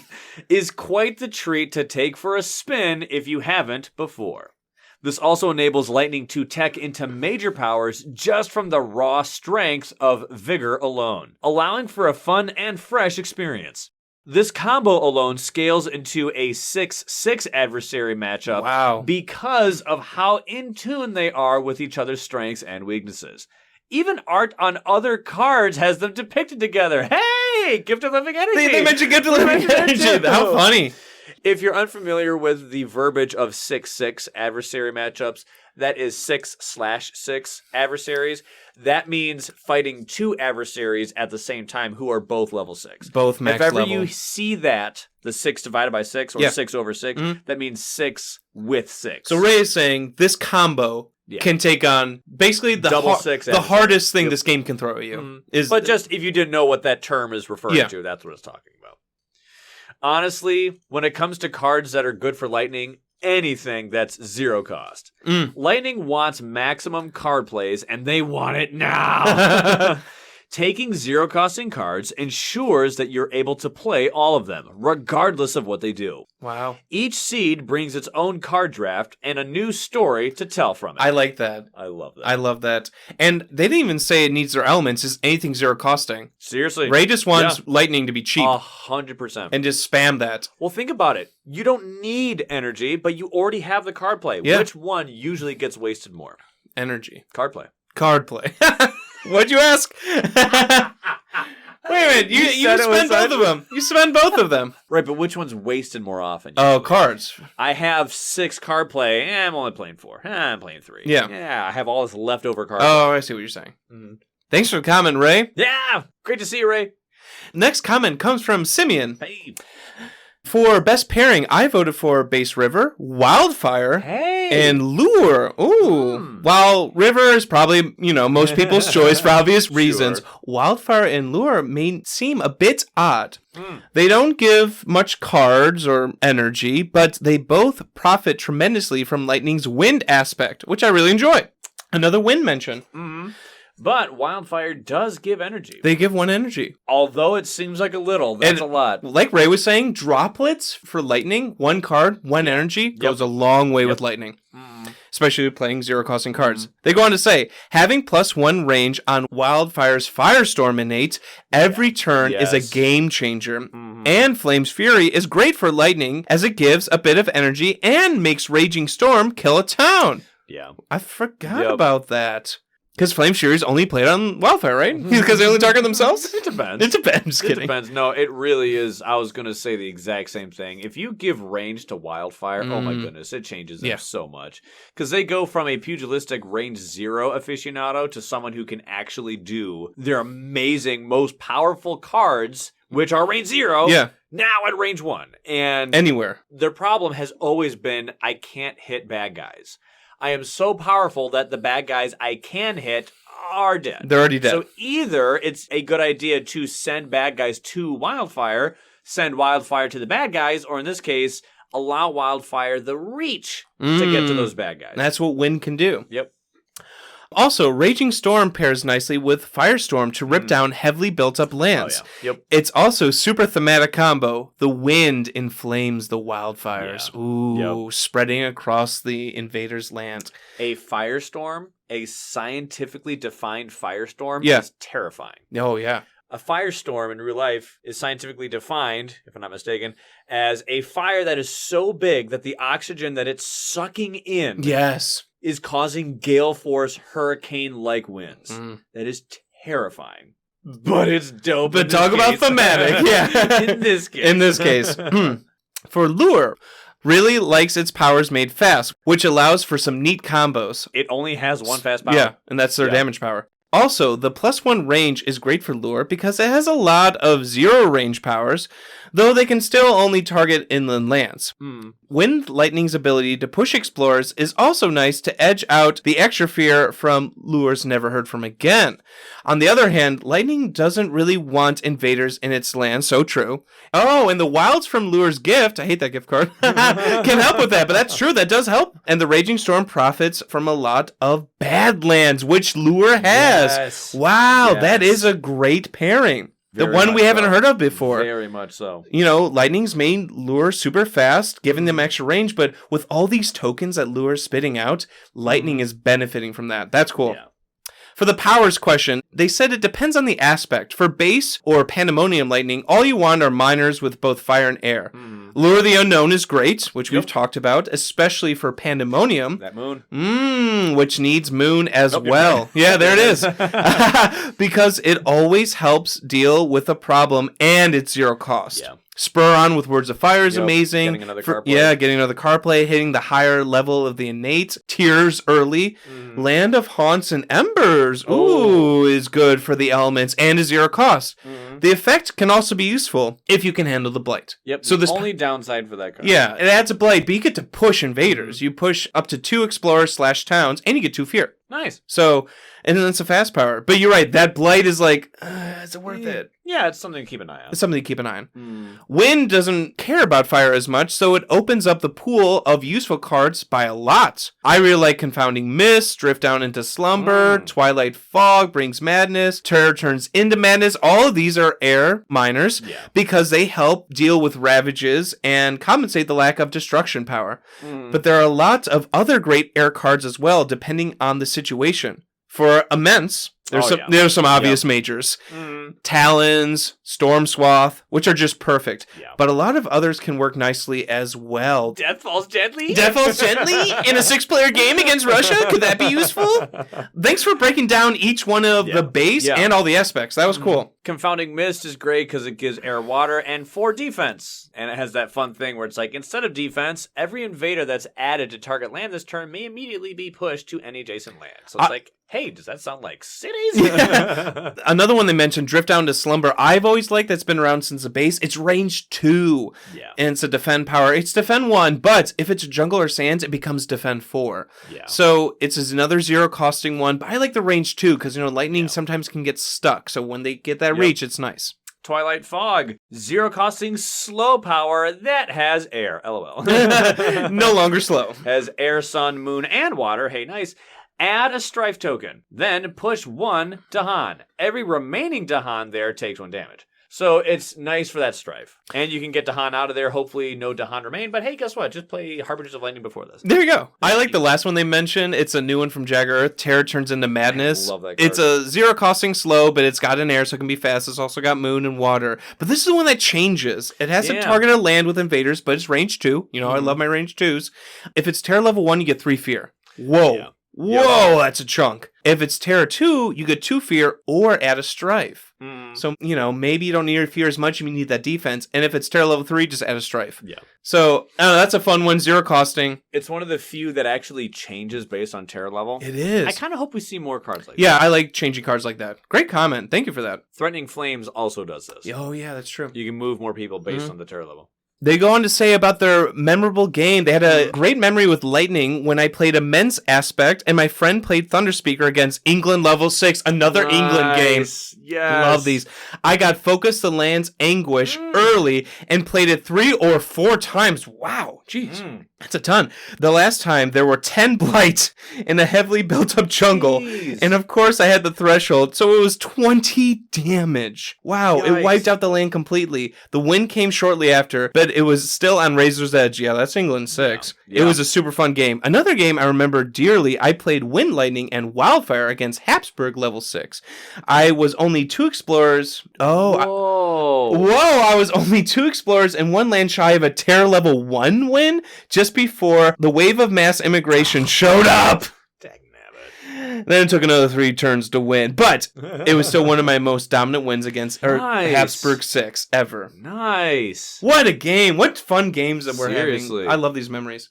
Land's Anguish is simply a card that does damage based on how much blight there is. For specifics, it says, if this power destroys any buildings, you get 5 fear. You can gather up to 5 blight, then do 1 damage per blight. And if you have 3 sun, it's 2 damage per blight. So yeah, you just vacuum suck all the blight, and then you can just do damage with it. When they mention Wave of Immigration, that is a level 5 rule for Hepsbok. It says, before the initial Explorer, put the Hepsbok reminder card under the top 5 invader cards. When this card is revealed, on each board, add 1 city to a coastal land without a city, and add 1 town to the 3 inland lands with the fewest towns. Oh, yeah, it's tough. They were so close to winning. Yeah, they had a clear board. And then that happened. Except that 1 land, and then... But they said it was still a good win. Yeah. GG. Bluesick Pearl comes in and says, here are my responses to the 3 questions. In regards to who is the best partner for them, I would say any control spirit who can guide the invaders to Lightning Sacred Sites. I have to give a special shout out to Base River, as it also gives it some much needed energy in the early game. As a side note for the whole series, I feel like you may want to put in a caveat that any spirit thrives with a support spirit, whether they be green or serpent. Yep, that is the nature of utility. And green especially. I think Serpent, because Lightning needs power cards so much, that is why we're hearing a lot of Serpent. Maybe Serpent might not come up with River and type of thing. proliferations, especially because of that reclaim loop. Yeah, exactly. But, I mean, that's kind of a given. Green, there are many understood statements in Spirit Island, one of them being literally everybody loves having green on their team. No one's mad about green. Surprised to see it once again. No one's mad about that. When it comes to power cards that I like for them, power cards that add Badlands are good. Ones that give energy and extend ability ranges turn Lightning into a powerhouse. I like the Badlands mentioned. Yeah, I like it too. If you can find Desiccating Winds. Yeah, spam that over and over again with your reclaim loop. Shore Seas with Hatred. Man, you're having a good time. During a 5-player game, I played Finder with Lightning. I played Sear Anger into the Wildlands, which placed a Badlands tokens in one of their sacred sites, and then I played Irresistible Call twice because of Power Storm, and that allowed me to draw in a bunch of invaders and towns into one space. Lightning played Raging Storm, and we ended up clearing 2.5 boards. What? Real quick, Sear Angers. It's a really simple card. It's a slow power, but it just adds 1 Badlands. I mean, you can add a Wilds if you want to, but if you're Lightning, you're adding the Badlands. Yeah. Then Irresistible Call just gathers freaking everything. Everybody, except for cities. I love that art of everyone just walking towards the pillar of the flame or whatever, the pillar beaming of light. It's just, what is it, like 35 people gather? It's ridiculous. It's crazy. It's like 15 explorers, 5 Dahans. Like, it's crazy. Like, yeah, it's a ton. I do love that Lightning feels a lot like Cole McGrath from the infamous video games. Link provided. Cole McGrath is the protagonist from the Infamous series. Never played it. Really? I'm sorry. Not bad. I've only played the first one. Okay. I remember having a fun time with it. I was like, I can tell that this isn't like super duper polished, but you know what? It's a fun time. And it earns enough goodwill for me to not be like, this is lame. It's like, I had a fun time. Yeah. So Cole McGrath is a superhero that has lightning mancy. Oh. Like cryomancy. Yeah. What's the cool name for lightning? I don't know. Electromancy? Yeah, electromancy. There it is. Good comment, Blues Like Pearl. Next one comes from Kaylin. Hey, Kaylin, what's up? What up? I voted for 3 spear pairings. Nice. River, because of Boon of Vigor, and Lightning's Boon. Hey. Green, because of Gift of Proliferation, means Lightning never has to take a downturn. So good. So good. Yep. Thunder Speaker, because of all that offense. And Lightning's Boon. And Lightning's Boon. For their favorite power card, they talk about Grow Through Sacrifice. Yep. Savage Maw Beasts. Interesting. Flesh Rot Fever. Yep. Yep. Fire in the Sky. Instruments of Their Own Ruin. And Strangling Firevine. Instruments of Their Own Ruin. What in the world? There's a lot of fire in these cards. Instruments of Their Own Ruin. This is a fun one. It's 4 costing, so not crazy expensive. It's got sun, fire, air, and animal. Range 1 of a sacred site, LOL, as we said. Add a strife. Each invader with strife deals damage to other invaders in that land. Yeah. So if you are building up strife, or even if you just put it on a city, it's dealing damage. Yep. If you get the threshold of 4 sun, 2 fire, and 2 animal, instead, if invaders ravage in target land, they damage invaders in adjacent lands instead of Dahan and the land. Dahan in target land do not fight back. So now, instead of fighting the Dahan in the target land, they are fighting invaders in adjacent land. So that is a fun card where, again, it's kind of like Voice of Command where the invaders are fighting amongst themselves. Yeah. Savage Maw Beast is just a fun little miner. It costs 0 and it's slow. It gives you fire and animal. From range 1 of a sacred site, LOL, you have a ton of those. Yep. If target land is jungle or wetland, 1 fear and 1 damage. For 0, that's phenomenal for picking off those pesky explorers. Then if you have 3 animal, hey, you get to do 1 damage. And just to clarify, that is 1 more damage. So because this card can go in any land, this means that if you have the threshold, you can do 1 damage in any land, but if it's in a jungle or a wetland, you can do 1 fear and 2 damage instead. I mean, maybe you'll get 3 animal, you can play 6 cards, who knows what you'll pick up along the game. The reason why that's good is because if it's jungle or wetland, you get 1 fear, 1 damage, but the target land itself can go to any land. Which means if you hit the threshold, you can do 1 damage if it's anywhere. Yeah. But if it's jungle wetland, it's 2 damage, 1 fear. Usually I hate this power. I like it. It feels weak. For me, this is a amazing explorer plinker. Okay, it is. And with lightning, when you have unused card play, you're like, yeah, sure. Pick it off. I have no idea where they're exploring. But I have sacred sites all over the place. Yeah. Oh, look, they went either on a sacred site or next to one. Bink. Gone. It like, kind of if it's jungle or wetland, of course. It kind of reminds me of Too Near Jungle then. Yeah. Where you just like picking off explorers before So, they build up. I mean, it's free. And if you weren't playing anything else, why not? Gives you that fire. I dig. In Flesh Rot's case, oh my goodness, this card is amazing for them. It is slow and it costs 1 energy. It can only go to jungles and sands, but it gives you 4 elements. Wow. Just for 1 energy. And it is fire, water, air. Oh I don't care about the rest. Oh, and it gives you an animal. So hey, if you did have Savage Maw Beasts, nice. Very simple. 1 fear, add a disease. I dig. Okay. It's good. It's solid. And that can be made fast because honestly, of like lightning. You said, right, yeah. But fire, water, air. Oh. Fire, water, air, perfect elements. It can be made fast so you can stop England or France builds or whatever, lost condition type builds. You can stop in the fast phase. Yeah, that's a good one. I'm thirsty. Read this next one while I take a drink. I'm going to read the next one, which I had not heard of, but I like this one now that we're thinking about it, because I usually think of it for Keeper. I'm going to stop talking and just read the card. Strangling Firevine is a slow major costing 4 energy. It only gives you 2 elements of fire and plant. You need to be in a sands. It's range 1 from a sands target land any. Oh, wait. Lightning starts in a sands. You start in the highest number sand with a sacred site. It says destroy all explorers, the thing that lightning struggles with. Add 1 wilds.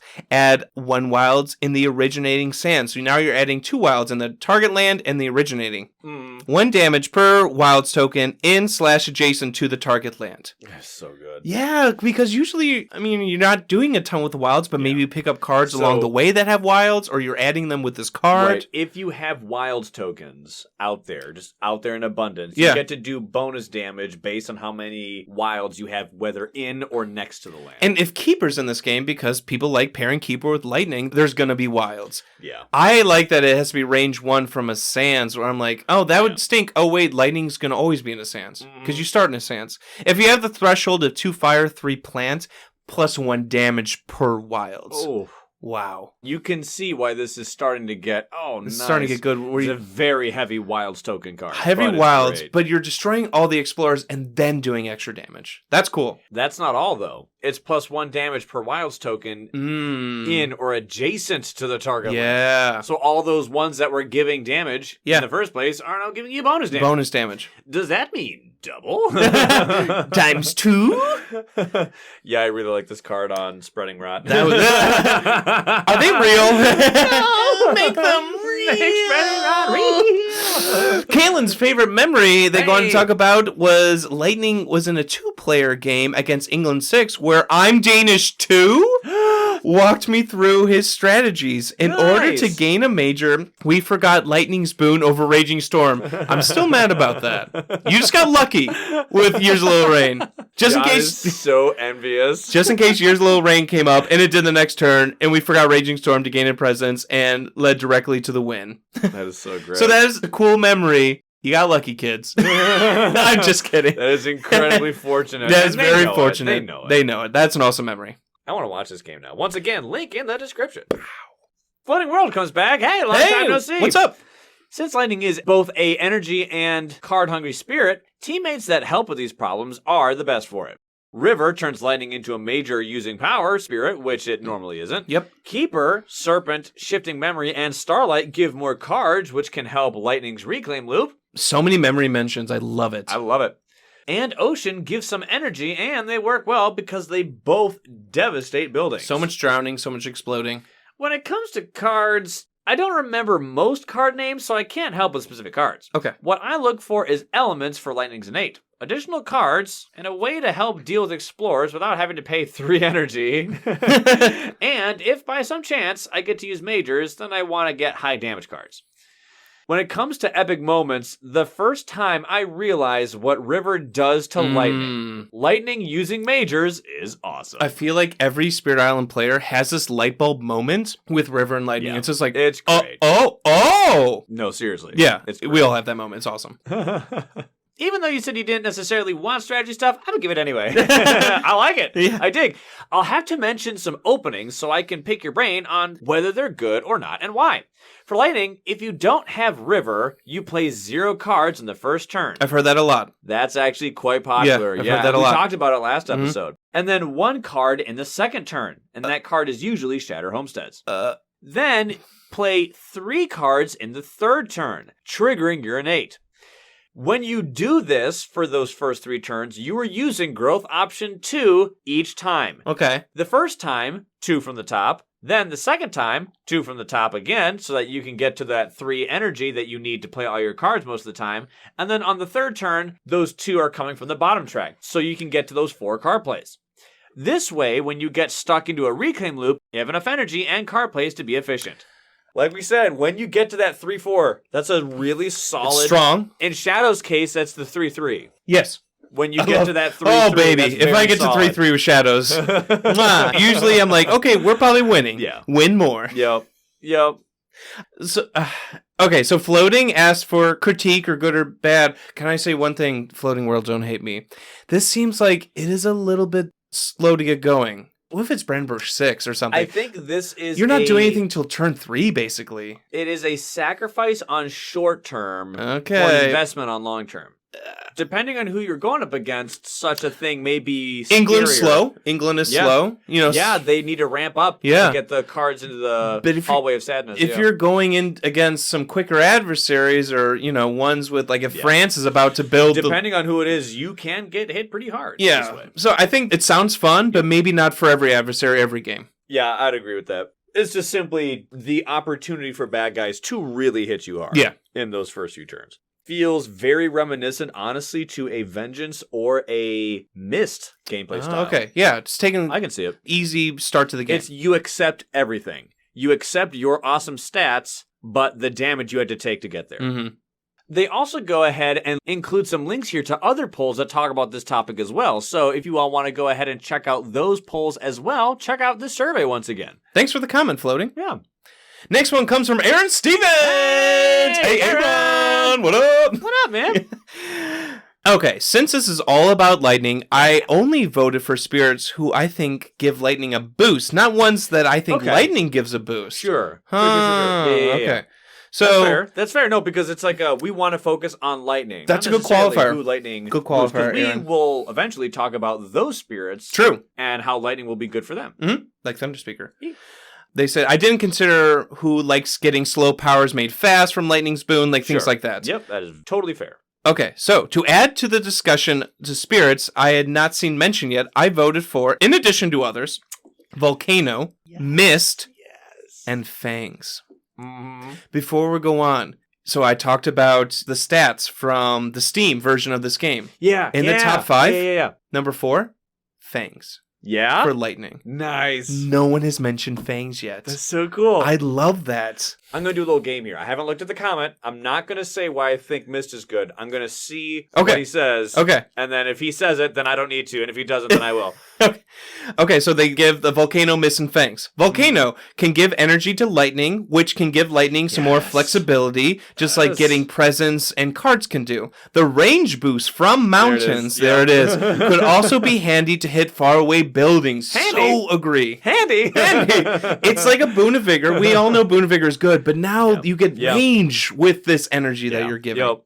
Mist does 2 things for lightning. Mm-hmm. First, it can save/move its sacred sites. Yes, I didn't think about that. That was the I didn't think about that I hope he was going to bring up. Yes. Flowing in silent forms. Wow. Yep. Sorry, that's hitting me. In a similar way to Volcano, it is adding range. Good thought, Aaron. Not that you are boosting range, but here, let me grab you, and I'll move you. Growing is so precious for lightning. Presence is so precious. Yep. Now you don't have to lose it. Sorry, I'll keep reading. Yep. Here I go. Which is huge for lightning because its love is sacred site. Sorry, Aaron, I'll just read your comment. The extra mobility can help lightning hit lands that need its help, but were originally out of reach. Wow. But it can save the sacred sites from blight or blighted island effects. Yeah. Wow. Yep. Second, Mist can handle explorers fairly well. I agree. Yep. Which is great for lightning since the only ways it can handle explorers is with its starting kit by either leaving Dahan in a ravaging lands, which is not efficient with only a single explorer, or using Raging Storm, which is not efficient, or which is not cost effective, they say. If an event ruins plans with Dahan, adds more explorers, etc., then you will need someone to come and help you if you haven't drafted a power to handle those explorers another way. Yep. Wow. Drop the mic there. Wow, Aaron. Yep. I 100% was confident that they were going to totally clutch it as far as like the Mist thing. And like, yes, they got it. Flowing in silent forms. Lightning Mist, that is team 1 damage to each invader. Ryan, I'll be honest. I keep forgetting that moves sacred sites. I always think it's like 1 presence or something. It saves presence flowing, and it moves them. Yep. It is so good. And it has like the strangest, interactions with very specific peeps sometimes. Mm-hmm. You've heard me talk about how it's so much fun to do it on green so that when they destroy a presence on a sacred site to stop a bad guy Ravager build, they can actually keep that presence alive and move it instead. Yeah. One time I played it on Volcano, who was on a board who has a double mountain. Oh, yeah, you're right. A board's a double mountain. Just simply, I'm not talking about, hey, destroying and saving it. I just literally mean, hey, would you like to shuttle pass more presence onto that other mountain? Because in that game, they wanted to go just 1 more land away. I'm like, oh, hey, if you go and use Explosive Eruption from this mountain instead of that mountain, you can reach it. But I don't have as many presence in that one. Oh, here, let me go ahead and whoop. Move and I'll get to you and I'll just shuttle pass you some more. It's just like helping them with their ammo logistics. That is such a cool, like you said, like there's so many folds to that power, so many different layers for flowing in silent forms. Aaron goes on to talk about Fangs as also a great explorer eater. See above when it talks about Mist. So true. And that's the one thing that Lightning really struggles with. Yeah. Also, for the above, shout out to Fear Generation. Yes. Lightning doesn't need the fear, but boy oh boy, can you rush the fear deck with Lightning plus another fear heavy spirit. Yeah. Take that, Reach Shadows and Madness Shadows and Foreboding Shadows. They should not have been in the bottom 5. Aaron supports this. John, your face is all red. They should not have been in the bottom 5. Someone vote for Foreboding. It all goes full circle. It all comes back to Foreboding Shadows. It always does, doesn't it? I love it. For power cards, as others have mentioned, any fire plus air cards can be utilized very well. For a power that I recently found a cool use for, I'm going to go with Grow through sacrifice. Wow. Who'd have thought? Who'd have thought of grow through sacrifice? What a revelation. Yeah, I know. But hear me out. Of course, due to Lightning's reclaim loop tendencies, this power is way more helpful for Lightning than other spirits who still get a great boost but don't absolutely need it. Yeah.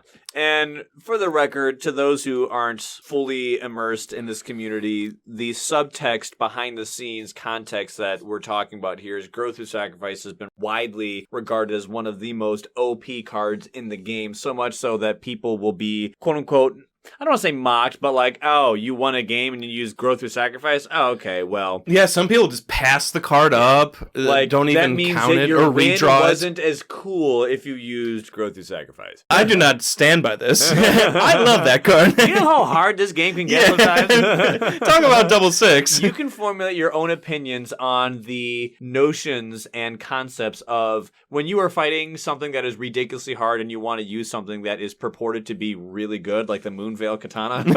I'm going to use the Moonveil Katana. Yeah. I don't even play that game, and I know how OP that I've heard that sword is. I've heard speak of this. Anyway, that is the context. You may continue. But here is the thing I found recently. If you find yourself in a bind where you're losing presence, you can keep just one sacred site on the island along with lands with just one of your other presence. You can then use one sacred site for targeting some powers, resolve Growth Through Sacrifice to remove one presence from the sacred site, and add another presence to a different land to make a new sacred site. Nice. That's cool. Yeah. And then do further targeting from there. So you're kind of... You're just hot potatoing your sacred sites around. Over here. You're sacrificing yourself, but you're making new sacred sites. Remember in perhaps the Snyder Cut or the Justice League movie when the Amazons were desperately trying to keep the Mother Box away from Steppenwolf? Steppenwolf, yes. By the way, I hate the word Mother Box. It's so stupid. There's, Just call it the artifact, okay? Yeah, something. Anyway... Steppenwolf is just going ham, just killing all the Amazons, and they are barely able to keep it out of his hands, but they are succeeding. So you're like, quick, sacred site over there. Move over here. No, over there. Grow Through Sacrifice. I like the Snyder Cut. Snyder Cut. I liked it. Dope. It was fun. Oh my goodness. I know it was a good time. It was a journey. It took me like 2 days to watch it. I liked it. But I liked it. So much better. Okay. After playing many games, I think it's cool to come across these combos that solve problems uniquely to certain spirits. That's cool. Yeah. In terms of memories, my most memorable Lightning game was my second solo England 6 win. Did anyone not play England versus Lightning? No, I still love it. I stand by it. I love this. England is such a bully I hate to so many players. It's just like, yes, please, yes. Go on.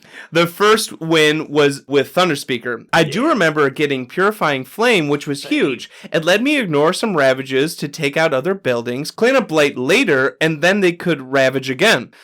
Not only is this a fun matchup, but it taught me how you can use Blight removal in a smart way beyond just using it as a stalling tactic. I like it. Great comment. Yeah. That was awesome. I mean, Purifying Flame's fine. That's a good power to have. Yeah. And England doesn't do a lot with Blight. It's not like France where like, oh, why am I even healing this? It's like a slow healing ecosystem. England, they're pretty susceptible to like Blight removal. I once said that I love cards that feed off itself. Okay. I, at the time, was mentioning how Pent-Up Calamity does this. Do damage with tokens, spit more tokens. Yeah. Purifying Flame is great. Do damage with Blight, or you can heal Blight. You don't have to do this. Yeah. It's like flexible. You get to do choices. What the game needs. I mean, that missed comment. Yeah. That was cool. That was a phenomenal comment. Thank you, Aaron. Yeah, thank you, Aaron. That was great. Lamarck Gasolrich comes back. Hey, Lamarck. Again.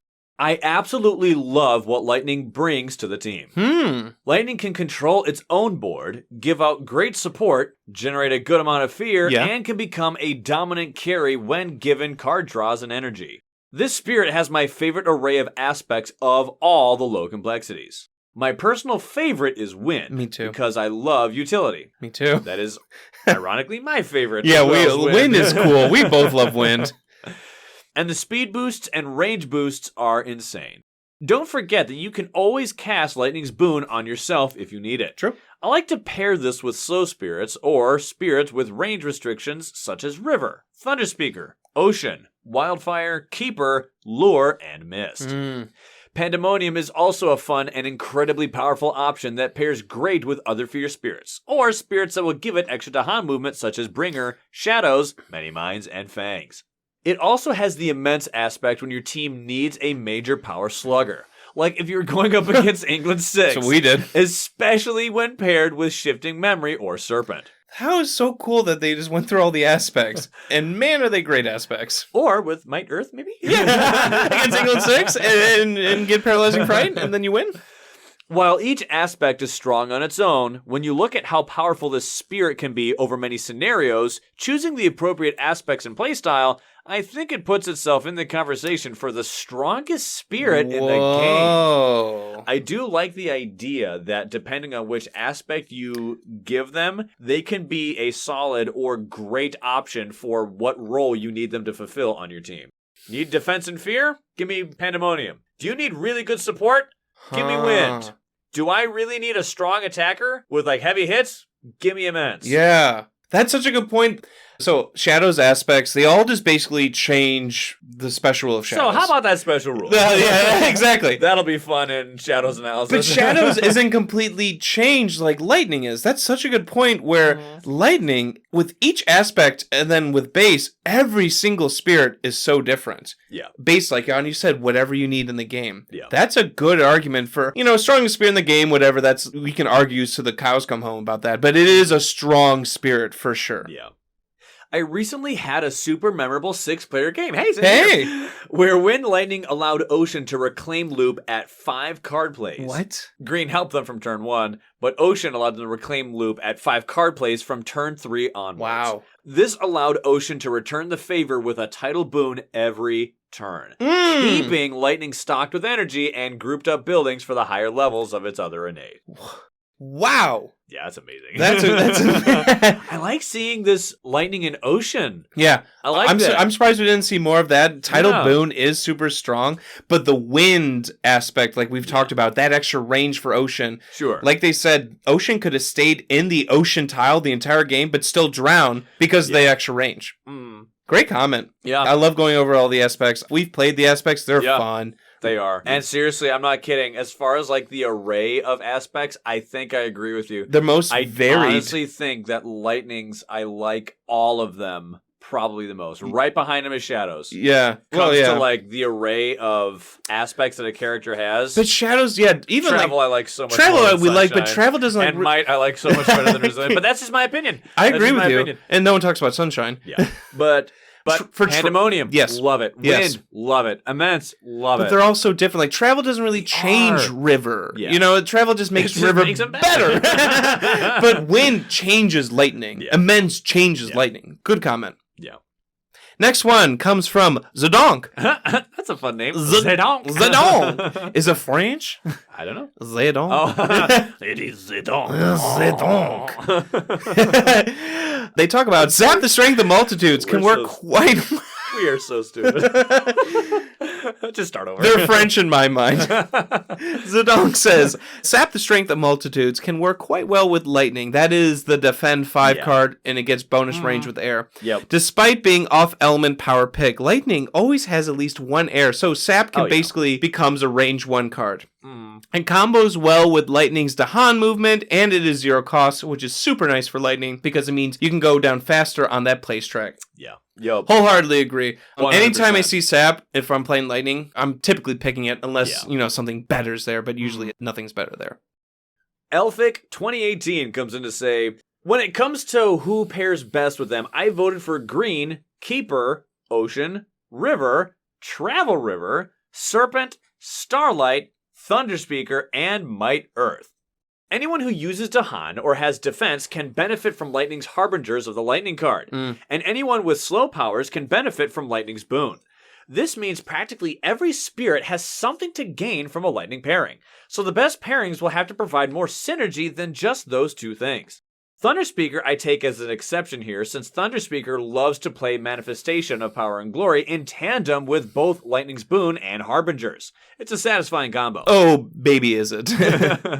I think people have already said why the above spirits, except for Thunderspeaker and Might Earth, are all good pairings with Lightning, which is that they give cards and or energy. They have slow powers, Maybe they have restricted spheres of influence and or have good access to defense. After reading others' comments, I realized I should have included Downpour on my vote too. Might Earth hasn't been mentioned yet.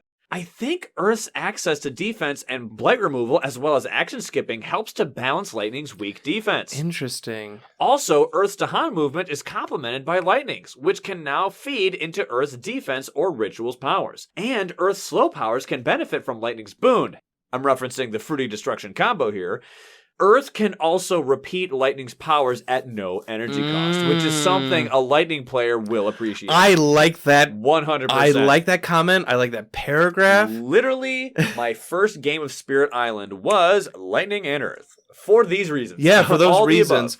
I hadn't thought about the action skipping because we talk about maybe Lightning's not playing cards turn 1, or maybe Lightning's taking a down turn. What do you like to see when you're reloading, John? I like to see skips. The bad guys do nothing. Yeah, I like to see skips. So I didn't think about that, where when Lightning has these either early down turns or later down turns, whenever it happens, Earth is there to save the day, to skip action, to skip ravages or builds. That's huge and something, I don't often consider. Yeah. I love that. That was cool. Ooh, check this out. Also, I disagree on the Volcano Lightning pairing being one of the best. Aaron, calm down. Since I think it would have some problems with defense and blight in the higher difficulties. There is synergy with Exaltation Molten Stone, and Volcano appreciates Lightning's boon as much as the next guy, but not as much as River does. Now, both Volcano and Lightning move Dahan, yeah, but neither spirits benefit from each other's Dahan movement, and neither spirit has defense to help the Dahan or prevent blight. Volcano provides no power cards to Lightning like Serpent, Starlight, or Keeper do, and no presence placement like Green and to some extent Serpent. Volcano does provide energy, like River and Downpour do, but at least River, and especially with Travel River, and Downpour can make use of Dahan from Harbingers as well. I also don't find Volcano's targeting restrictions as bad as Oceans or Keepers, so Lightning's offense isn't as needed as badly by Volcano. It's not the worst pairing, but I wouldn't call it the best either. Okay, fair points. I don't think Aaron was calling it the best, because I'm sure they're referencing the comment from Aaron. Hey, we can all have favorites. I think we can have favorites, but I think Aaron, kind of like Elphic, Aaron was trying to bring up spirits that maybe weren't as mentioned. Yeah. Type of thing, like Might Earth. Yeah. So maybe Volcano isn't the best, but I see the good. And you can draft like a defend power. We all have our favorites. We all have our favorites. Yeah, we all have our preferences. Definitely. Lightning was the original spirit that my wife played, so I've had personal success playing as Green, River, Ocean, or Thunderspeaker while she played Lightning. Makes sense. More recently, we played a game where she was Immense Lightning and I played Might Earth. Hey! Which is what made me think of Might Earth, although it's probably among the weaker of the strong pairings. I chose Might Earth instead of Vanilla Earth because I believe it's simply a stronger and more fun version than Base Earth. I think Base Earth can also benefit from and cooperate with Lightning. But Might Earth is so much more self-sufficient, able to clear many areas with the help of increased card plays, damage, and minor powers. Lightning is not powerful enough to cover offense for 2 boards, generally speaking. So Base Earth's defense ability doesn't especially benefit Lightning's area of influence, since doing so would mean concentrating presence in one area and leaving a weakness somewhere else. By the way, 100% agree. Might Earth does change Base Earth, but man, Might Earth is so much fun. I like Might Earth a lot. I do. It's kind of like how I like have Base to play. Earth. I know you do. I do, but Base I don't. Earth, but Base Earth, I like them from the strong security blanket that they give you. Like that, steady Eddie. Yeah, defend it's good, 3. it's solid, yeah, definitely. But Might Earth is just like, all right, bam, like throw off the blanket. You're just like, all right, let's just go. Yeah, take some hits, but you're just so much more dynamic, so much more offensive. Yeah. It's just fun to get into. How you feel about Base Earth, Might Earth is how I feel about Base Shadows Foreboding. Oh, totally. It's like, I can play Base Shadows, but Foreboding, like you said, more dynamic, more flexible, more things I can do with the second innate. So I totally understand what you're saying. In order with the best Lightning pairings, at the top, I might put them like this. The best being Green, the popular kid. Everyone loves Green. 100%. Next, Travel River. Totally. Next, Ocean. I like seeing that too. Yeah. That's fun. I need to try this combo. Next, Starlight. Then Keeper. Ooh, Keeper a little bit lower than I would have thought. Okay. We saw them earlier as higher, but Elphic has Keeper below Starlight, which is fine. Then Downpour. Downpour Next, love. Standard River. This also is a reversal. Travel River above Standard River. Right. Well, River... yeah, I like Travel better. I actually support this one. It's a better pairing. Travel River is so fluid, so mobile. Yeah. I love it. Then after River comes Serpent, then Might Earth, and then Thunder Speaker. Where's Volcano? I thought we talked about they talked about that one. When it comes to cards to find for Lightning, to be honest, Lightning is one of my least favorite spirits. Oh. Not because I dislike them, but because I like the other spirits more. My experiences with playing Lightning are mostly solo on Steam, which is the digital version of the game. I like the opening strategy to not play anything on the first turn, which helps to set up a more favorable reclaim loop with Lightning. This enables Lightning to hunt for power cards, allowing them to climb out of said reclaim loop, eventually. It also allows them to replace Raging Storm with an early major if desired. John's like, LOL. Bye!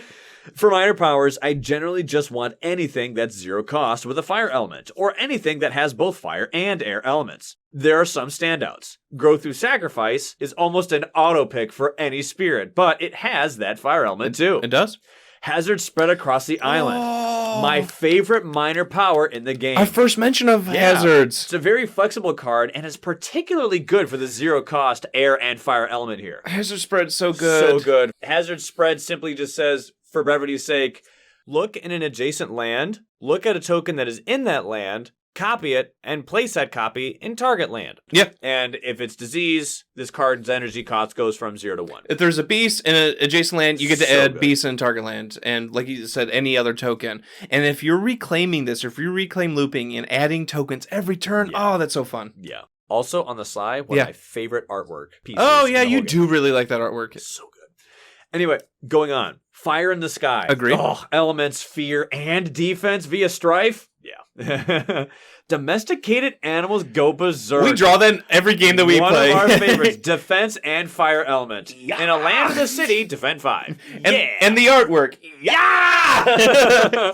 Then if you have the threshold, spawn a beast. Perfect, nice. Quicken the Earth Struggles, another one. Defense and fire element once again. Defend 10. Defend 10! In a land that you are in. With the Sacred Sight? You have Sacred Sight, you got those. Or do 1 damage to each invader.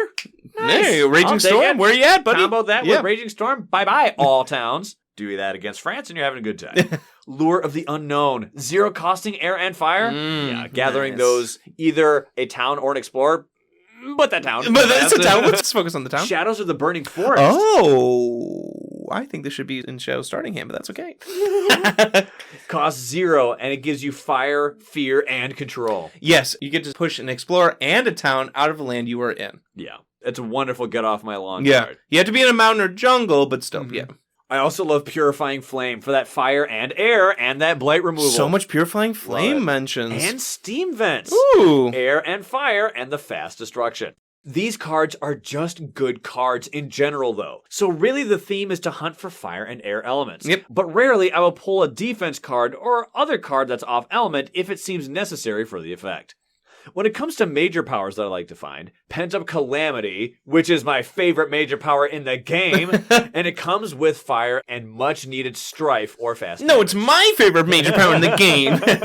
You can both have the same favorite. Then there's Power Storm. It's an amazing card, plus it has air and fire. Yep. Storm Swath, an upgraded version of Raging Storm. Yeah, like seriously, straight up. Like we described. Yeah. Strangling Firevine, once again. It's also a better version of Raging Storm. Yeah. Indomitable Claim, amazing card, though it has no fire or air. Once again, this card is just solid. Any spirit pulls this card, I'm using it. Honestly, this is, in my opinion, this is an A tier card, may even be S tier, simply on the grounds that it is such a great plan B. No joke. I don't care who you're playing as. Yeah. When in doubt, this card is great. Oh, yeah. You get to grow and defend 20? Ryan. Defend 20? It's got to be S tier. Come on. Like I said. I think it's... I mean, it is a great, like, I love it on the grounds of, it doesn't really matter who you are. No. It's like, honestly, it's good. Yeah. Anyway, back to the comment. Sorry, yeah. They like Wrapped in Wings and Sunlight. Yeah. It's an amazing defense card, and it can help you make use of Lightning's Tahan movement, and this card has air. Perfect. Also, the land thrashes in Furious Pain. Lightning will usually blight the island, and this card comes with fire. On the sly, Land Thrashes simply does damage in lands that are blighted. Yeah. It's great. And that damage stacks based on the blight. Yep. Unlock the gates of deepest power. It has air and fire, but this card is best for immense lightning. Why? Because it gives you all the elements. And you can get those elements really easy. You can threshold that for sure. Instruments of their own ruin, once again. Hey, look, air, fire. And the strife helps with defense. Oh, John, your other favorite. S tier! Winds of Rust and Atrophy. I don't even know if this is S tier, but it just won me so many games. Love it, I just love it. If I really need a defense card to not lose on Blight or something, this card is the one. Great defense because it's defense 6, but you get to downgrade buildings. A bad guy. Yeah, if you downgrade a city, ooh yeah. Don't you get such an Old West, like Home on the Prairie kind of vibes from here? You see that rundown shack in the background? Yeah, the art. But it's the skull of the cow, the bull skull. It's just, you can hear the wind and I was about to like, editing Ryan, make me sound better. I'm not sure that's possible. Oh, please. I'm kidding. Yeah, all right. I'm kidding. Ooh, fun fact. What movie is that from? That sound? Yeah. Ooh, I don't know. A Western of some sort. But do you know which one it is? Tombstone? I don't know. Hey, listener, where's it from?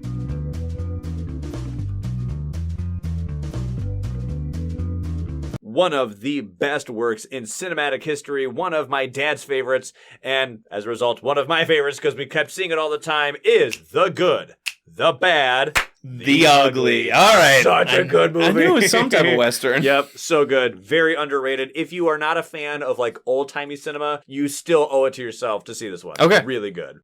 And then Paralyzing Fright. Same as the reasons listed above, but also fear. But fear in action skips. Perfect. Yeah. When it comes to the aspects, I like to play Pandemonium Lightning as my preferred version of Lightning. And this turns them into a Fear Spirit with a splash of both offense and defense. Mm-hmm. I don't have many memories with them, though, as they're one of my least played spirits, along others like Mist, Vengeance, Bringer, and Memory. I tend to prefer defensive spirits, and I don't play a lot of fear spirits either. So that makes Lightning less fun to play for my personal taste. Totally fine. That is 100% fine. And I totally see why this spirit wouldn't be someone you frequent if that is what you like. For a long time, I really liked Pandemonium Lightning too. They were in my All-Stars team. Yeah. I really enjoyed that fear, getting use out of Harbingers. But yeah, you can play different things. I really like Wind right now, as we've talked. But yeah, fun version of Lightning for sure. Phenomenal comment, man. Yeah, great comment. Love it. Tongar1234 comes in to say, I find Lightning not only energy constrained, but at some point you become card play constrained as well. Effectively, the opportunity cost for playing cards robs you of the ability to play more cards. Honestly, yeah. We talked about that. You have a hand of 7 cards. I played 6 cards. Crap. You have one.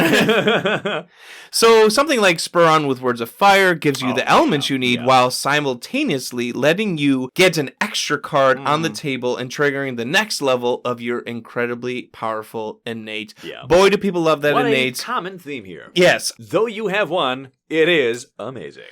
I think... I understand being card play constrained because you want to play your cards. Yeah. I think... like, people have found different ways to build Lightning where they're not as energy constrained. Sure. Like, Floating World talked about where you can get to 3 energy, you can get to 2 energy and get that every turn. So there's ways where Lightning can be less energy constrained, but I totally feel it about being card plays where it's like, I need to play all these cards to get that innate. Oh, wait, I have no cards. Yeah. So no, say what you will. Getting to that 3-4 with Lightning is a good time. Yeah, it is. Hey, Mads6884 comes back. Hey, Mads! When it comes to spirit pairings, River and Lightning make a great couple. Aww, cute. For obvious reasons. Keeper and Serpent are also great teammates for Lightning as they can give cards and small amounts of energy. They also benefit a lot from Lightning's boon, as they are both major power users. Furthermore, Serpent can give card plays and elements, which can be great. Oh, yeah. I also voted for Bringer. Thank you. Which also seems like it's not a popular opinion. I almost brought this up earlier. Huh. Bringer benefits from Lightning's swiftness, as Dread Apparitions turns fear into defense. Ooh. Shatter Homesteads effectively defends 4 as it destroys a town and produces 2 fear. Wow! Also, speeding up Majors as Bringer in the late game can be the difference between victory and defeat, as victory is sometimes just 50 fear away. I love it, yeah. And the stipulation that you can get it just like that. I mean, Bringer games just become a math problem. No, seriously, a Dread Apparitions. Dude, I did not think about Bringer. Yeah. I almost brought it up when we talked about memory and the fact that spirits may yet dream can just be like the smallest, most subtle, like, beak. There's the one element you need. Buddy. Oh, yeah. Oh, thank you so much. But that one fire element that Bringer can give unlocks the next tier of Thundering Destruction. Or what if you're short on water? Oh, that's the one you need. Need two. That's the element you need. What if you play your whole hand? Yeah. And you maybe have one more fire, but you're right, you're missing one water card. Yeah. Boom. Completely unlocked Thundering Destruction. Yeah. Dude, Bringer, what a great comment. When it comes to cards, some of my favorite cards for Lightning are Lure of the Unknown. Mm-hmm. Yes, honestly, so good. And Land of Haunts and Embers. Both cost 0, and they both have air and fire. They also both have a moon, which is super good if you were playing with Pandemonium. Yeah, that's so true. Because all you need is one moon. We've been getting some Pandemonium love now. People like the Sphere version of Lightning. I'm happy with the Lands of Haunts and Embers because I always like this card because Shadows really likes this card. Mm-hmm. But, you know, usually people are adverse to it with the Blights, but Lightning kind of is fine with Blight. Sure. So that works. Good comment. I mean, a second moon is helpful. Yeah, you need one to get that level 3. Mm-hmm. Gamel comes in to say, don't know if I'm too late. You're not. You made it. You made it. You're here. Welcome. Hey, come on in. No, have a seat. Yeah. Best buddy is Boona Vigor. Oh, I'm glad you got that comment in. I mean, River. River. Okay. Yep. Ironically, we've actually gotten less slap happy. We started more slap happy than we are right now, but whatever. I'm still young. Yeah, we still have Mr. Wolf's coming to come. Just kidding. Some nice powers that they like. Call to Migrate. Ooh, I like it. This is the Gather 3 Dahan, Push 3 Dahan power. Pairs really well with Harbingers of Lightning. Harbingers of Lightning, and it can be made fast with Lightning. One of those Dahan is moving a lot. That's a lot of movement for Dahan. Someone's pulling a 5K. I'm marathoning. Chariots of Fire. Dun, dun, dun, dun, dun. Ooh, Call to Migrate real quick with Pandemonium. All those Dahan. Defense, fear. Yep. All right, Flesh Rot Fever. We've talked about that. And it can be made fast. I had disease. Gold's Allure. Ryan's favorite card in the game. I had to say it. I'm not saying anything. Can be made fast is the one that gathers people into the nearest mountain and adds strife. Inflame the Fires of Life. It can be made fast. Okay. What? Look at every card they've listed so far. Call to Migrate. Can be made fast. Flesh Rot Fever can be made fast. Gold's Allure can be made fast. Inflame the Fires of Life can be made fast. So they like these slow fire cards that add tokens that can be made fast. We've been talking about, but it's just such a cool thing that Lightning can do. Gift a living energy. Give someone else 3 energy, or you just target yourself. And then Fire in the Sky. You are a Sacred Site user. You sure are, buddy. Yep. You got that right. Yep. And for playstyle, I like playing 1 card the first turn and then 3 on the second turn. Yeah. So you get Thundering Destruction from turn 2. Yeah. That's cool. Yeah, that's one of the things I like. That's what I recommended last time. I don't Or do at that. least that's what I vocalized last time. And I don't. 0 cards, turn 1. Woohoo! We all have different things. Yep. As if they need an introduction, look who it is. It is Mr. Wolf. But this time, Mr. Wolf is the penultimate. Oh, I was wrong. I thought we were done. I was packing up. Mr. Wolf commonly is the caboose, but this time they're coming in early. I was gathering my waters, my Snapples, getting my lid on. I thought we were done. Hey guys, I was looking forward to this series finally starting. Yeah, we're happy too. Here it is. So it begins. There it is. See, we're getting slap happy. We gotta get our. We had to get Lord of the Rings coming in. We had to. So let's be a bit shorter for a change. Oh man, I love you. But we love you regardless. You know. However you write. That. I'm planning on making a starting with X spirit in the future anyway. Yeah. Hopefully. If I remember correctly, you won't really discuss aspects a lot, so while Immense really might be one of my favorites, it's just so different that I'll focus on 1, and 2, and base lighting. Okay. It's true that we don't want to focus too much on it, but we conversations have a knack of like going areas that you don't and people like the aspects. And it turns out we talked a lot about them anyway. We did, yeah. So do not worry, because we didn't even hold true to our own words, so you are fine. I lied. As I have from the very beginning. Man, this episode has all the inside jokes. All of them. Put them all in there. We're doing it live. We're doing it live. It's just so different that I'll focus on the first question and the second question around the base lightning. Okay. So, when it comes to spirits who pair well with them, the more obvious spirits were already mentioned a lot. So I'll add a few more interesting combos for our favorite old god. Base lightning. A carry spirit has 3, count them, 1, 2, 3 major downsides, which, if mended by their friends, dissipate and quickly give you an insanely destructive force of nature. The weaknesses are early energy, which is not that difficult to cover with other spirits or powers, and is also not a big problem from mid-game onward. Quantity of power cards is the next one, which is much trickier, but eventually fixable. And the third is that base lightning is a very element-focused spirit that doesn't have any elements on their presence track. Obviously, one great choice is Shifting Memory, who gives lightning elements for early amped thundering destruction, and is a generally great ally to have on any team of 3+ players besides. The other one I see less in these comments, who in my experience is a perfect combo, is Starlight. Peace in the Nighttime Sky is a perfect early game defense option, which allows Starlight to survive on their board a bit better and start putting cards into Lightning's machine ASAP. Starlight easily has the most card gain / card give in the entire game, and it also comes with recycling bad elements or unusable effects on past power cards. And with all your cards, you can also draw an energy giving card, using the plant element to give even more cards. There it is. So there it is right there, because we're talking a lot about Boon of Reimagining. But if you have 3 Plant of Starlight, choose a spirit with presence in target land, they gain a power card. And this is range 2 from them. So you can be gifting cards. It's not even Boon of Reimagining. It's just an innate that Starlight's doing every turn.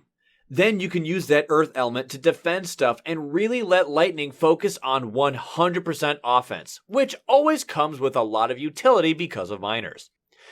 Another amazing combo is Rain Man. By the way, that means downpour.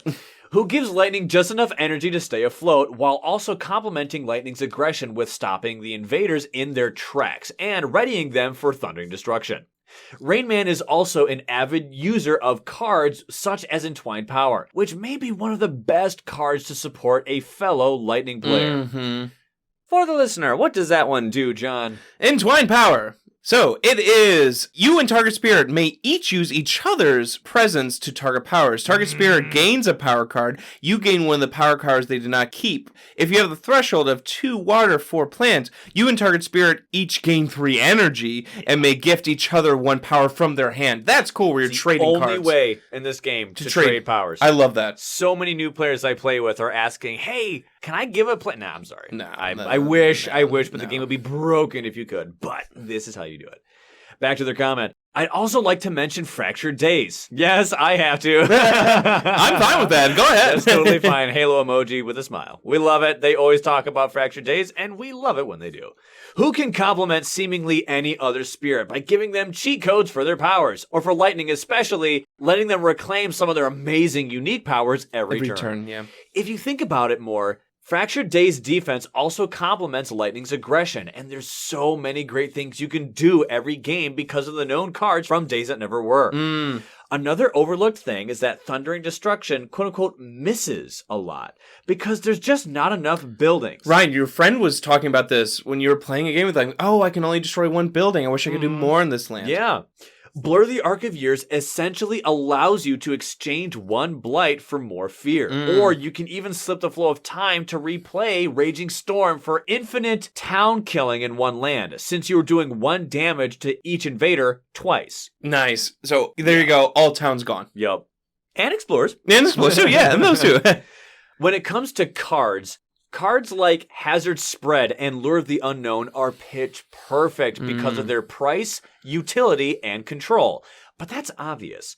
One that's really amazing is Flesh Rot Fever, which allows you to lock most of the explored jungles and or sands by just spamming a fast, because that has a wind, disease token. Yes, totally. Oh, yeah. Getting some fear throughout the game, getting a disease out there for so cheap. Especially in the fast before they build. Oh, so good. Fire in the Sky is similar, but for small defense. Yeah, it's a strife. Then there's Gift of Living Energy, the ability of which you unlock on turn 1 and have it for the entire game. Now, it doesn't give you air elements, but you need one more fire anyway, it gives it to you. Yeah. Flow Down River, Blow Down Wind is a perfect control card since it becomes fast and it's free. I really like this one. Yeah, we haven't talked about it today. What's it do? This is a slow power, but it has an air, so it can be made fast. It's also got water and plants. It's range 2 from a sacred site, so this is now giving lightning that reach for them. It can be target land any. You push up to 1 blight, or explore, or town. That's all you do. Yeah. But it's free. You can push things closer to you. You can push blight out of a land that's going to cascade. Nice. You can push an explorer before they build because which makes Lure of the Unknown really good. Oh. Oh, yeah. It does. Yeah, it does. Conversely, it also makes Swarming Wasps. Oh, yeah. Combo there, because that card has to go in a blightless land. So now you're pushing blight out. Yeah, like blight manipulation's a fun power to use in a card. But that fast town control, though. Yeah. I love when a slow power has an air element for lightning. So good. With Gift of Constancy, you sacrifice the elements that you need. You don't get them enough every turn anyway, so it's okay. But in return, you get Constancy. Sorry. You get to play one card and either reclaim and gain energy yourself, or give energy and reclaim and still get the reclaim yourself. Yeah, so nice. I just like to mention Vanish Softly Away, Forgotten by All, which is insane on Immense, since it's a fast 6 energy combo with Raging Storm that clears 1 land entirely. Yes, it doesn't give you fear. Yeah. That's okay. Hey, like we said, we did that in England. We did that. Needed it. It saved us. Yeah. It happened. There's many, many more great minors and majors, but as a minor-focused spirit, Lightning Swift Strike is also very combo-focused. So a perfect card will depend and vary from game to game. So true. Very true. It depends on what you pull, and then that becomes your combo card. When it comes to memories, there's been so many great Lightning games over the years, especially since it dominated the offense in the base of Spirit Island. But one game I'd like to mention is one of my first Immense games where I focused on pure offense. I almost never do that since I usually play support, control, or mixed builds. I do the same. I was so fascinated by what a few free elements can do with this aspect. I love Bringer of Dreams and Nightmares, and I especially like how Bringer can use almost any major and transform it into something of their own. Anyway, back to Lightning. It was a massacre and a deliciously thematic game. We play Scotland a lot. Hey, you do too, John. They're one of my favorites. Since it's just the longest and most RPG-like, I don't know what level, usually 4 to 6, experience in Spirit Island. It was a long game, but I've never seen Scotland being so badly beaten since then. Wow. For most of the game, we just cleaned everything that came up. They start with a lot of bad guys on the field because of that first level 3 adversary card, so it's even more fun. Teammates were Rainman, which is Downpour, and Wildfire. I decided quite quickly my lightning also has to burn. It all started with Pillar of Living Flame. Wow, what a pull. Which was a fast land cleanup for most of the game. You only need one more fire to unlock the element threshold, and if lightning has anything, it's fire. It's fire. There, immense lightning cracks through the sky became immense flames spread throughout the lands. Talk about the name. That's really cool. Yeah. Like, that was the name. At that point, their spirit changed. The spirit changed to immense flames spread through the lands. Love it. So thematic. We blighted quite early and got invaders find the land to their liking, so we added fear tokens that we needed to get to the next tier level. So we realized that there would be no fear victory that day. Ooh, that stings. But then I got Pyroclastic Flow, which is also a land clearing power on turn 1 when you get it. So I became Immense Fire Flows to the Surface. I love how the name keeps changing. Keeps changing with each power. I could do that because I had 2 amazing land healers in my teammates with Downpour and Wildfire. Oh, yeah. So I just went all out blazing. As we say, only the last blight makes you lose. Everything before that is just a harder and harder puzzle. Blight's just a resource. You get to use it, yeah. Later, I also picked up Transform into a Murderous Darkness. Wow. Which just made life more of a living hell for the invaders. Since there were just a few more big lands and an Insta-Shrine plus Murderous Darkness combo is crazy. Did I mention that you just need to play one more unique power and have it unlocked? So at that point, I became Immense Flames Bring Darkness to the land. So cool. Wildfire had their farmland, Rainman had defended, healed, and gave us goodies, and I just incinerated. Wow. We just lacked fear because we killed them too fast. Later, I also got gifted Volcanic Eruption through Entwined Power. But that didn't even really make a difference since there were just a few invaders left. So we finished the game by destroying every last invader on the board. Wow. It was technically fear level 2, but it would have worked on even 1. Wow. I named this build Flow Immense Flames of Darkness. What an epic game. So many heavy hitting majors. Yeah. Pillar of Living Flame, Transform, Murderous Darkness. Let's go ahead and talk about that one really quick. Okay.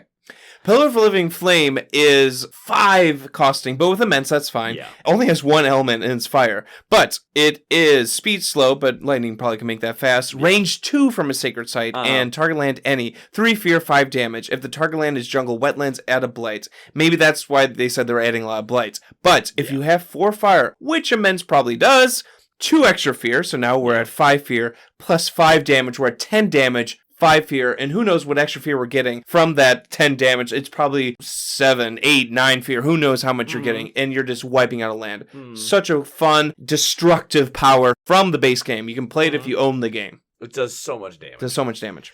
Earlier on in Season 1, very early, we thought about doing a speculations episode. Yeah, we did. Just ideas that we think could be cool to see. We never recorded this episode. I guess we could get around to doing it. One of the things I've always wanted to see that I think would be kind of cool is a parent here.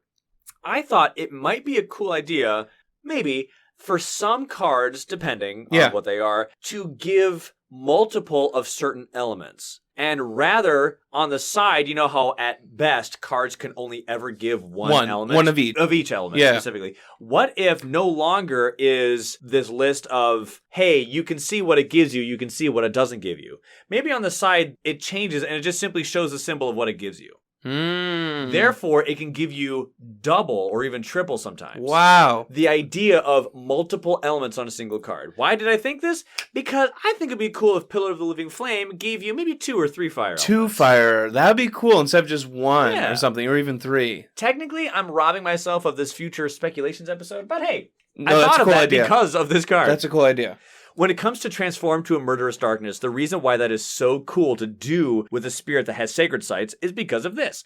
It is a 6 costing slow power. Poof. Gives you 5 elements. Wow. You do realize there are 8 in this game, so getting 5 Over is half. great. Yeah. It doesn't give you sun, earth, or animal. It gives you the rest. Gives you moon, air, fire, water. Bam, there it is. There it is. Air, fire, water. But that air, though, so now it can be made fast. Oh, and a plant. It's a spirit targeting power. Okay. Target any spirit. Target spirit may choose one of their sacred sites. In that land, replace each of their presence with badlands. So if it's a sacred site, bam, 2 badlands. The replaced presence leaves the game. Push any number of those badlands. So this means you can spawn badlands and then you can push them into adjacent lands, which is really cool. Getting badlands manipulations, incredibly rare. Then 3 fear. Nice. Do 3 damage per presence that you replaced. So that's 6 damage if it's a sacred site. Wow. Now, the damage comes in after the badlands have been pushed, so it's 6 damage flat. Yeah. Unless perhaps you had a badlands there. Still in there, yeah. Still in there from before.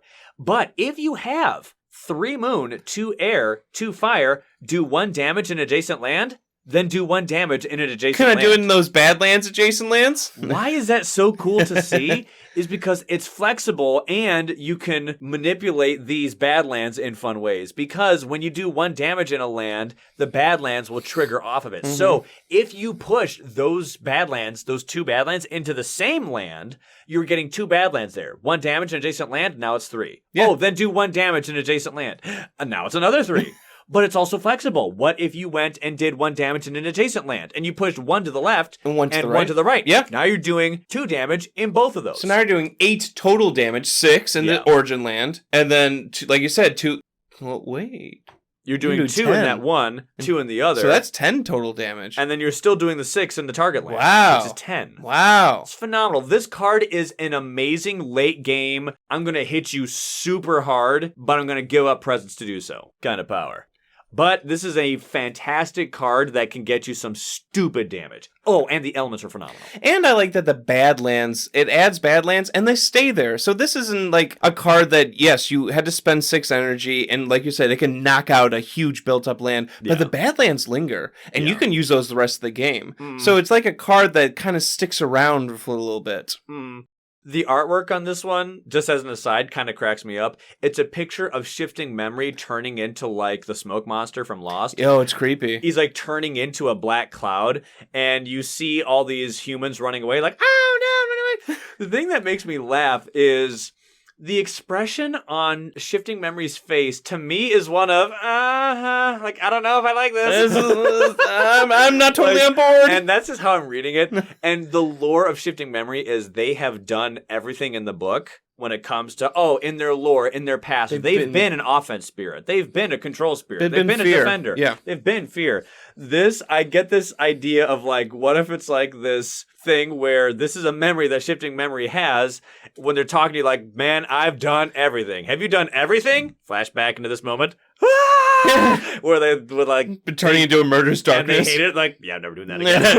I've done it, never doing it again. I've done my time. Kind of like The Office, like, oh yeah, I've done it. Then off to the side, yeah, I'm never doing that again. I like that. Amazing game, an amazing comment, Mr. Wolf. Thank you, Mr. Wolf. That was awesome.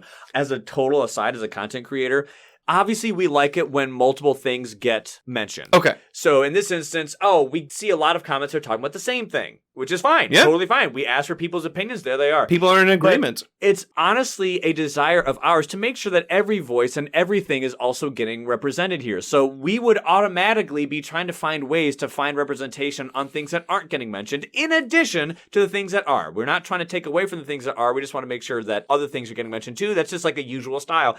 And look, we have Mr. Wolf going out of their way. They're not even the first one. No. We're going out of their way to be like, hey, I'm going to mention something that isn't being talked about. How about this? You're making our job so easy. It's true. We don't even have to think. We're just reading. So great. It's great. Awesome comments. Love the stories. That was dope. Thank you, Mr. Wolf. Thanks, Mr. Wolf. Last one comes from who else? Hey! But T. Ips. T. Mother-loving Ips. So, after coming clean on Lightning being a proud member of my hallway of shame, with spirits that I never felt I've been able to perform satisfactory, you'd think I'd refrain from sharing my own theories on Lightning. Well, T-Ips, yeah. You would think that, yeah. Bollocks to that! Hey! Here is my uninformed perspective on Lightning. Monkey emoji. Just like everyone and their dog, I like to do the no card plays turn 1 with 2 presents from the top followed by 2 presents from the bottom next turn with Endless Summer of Reclaim. The no card plays turn 1, we all know it. Into the Endless Summer of Reclaim. Reclaim from turn 2 onward. I'm using the phrase I like to extremely liberally here, as I'm normally critically allergic to stunting my growth. But how else you're going to teach the Swifty boy some new tricks?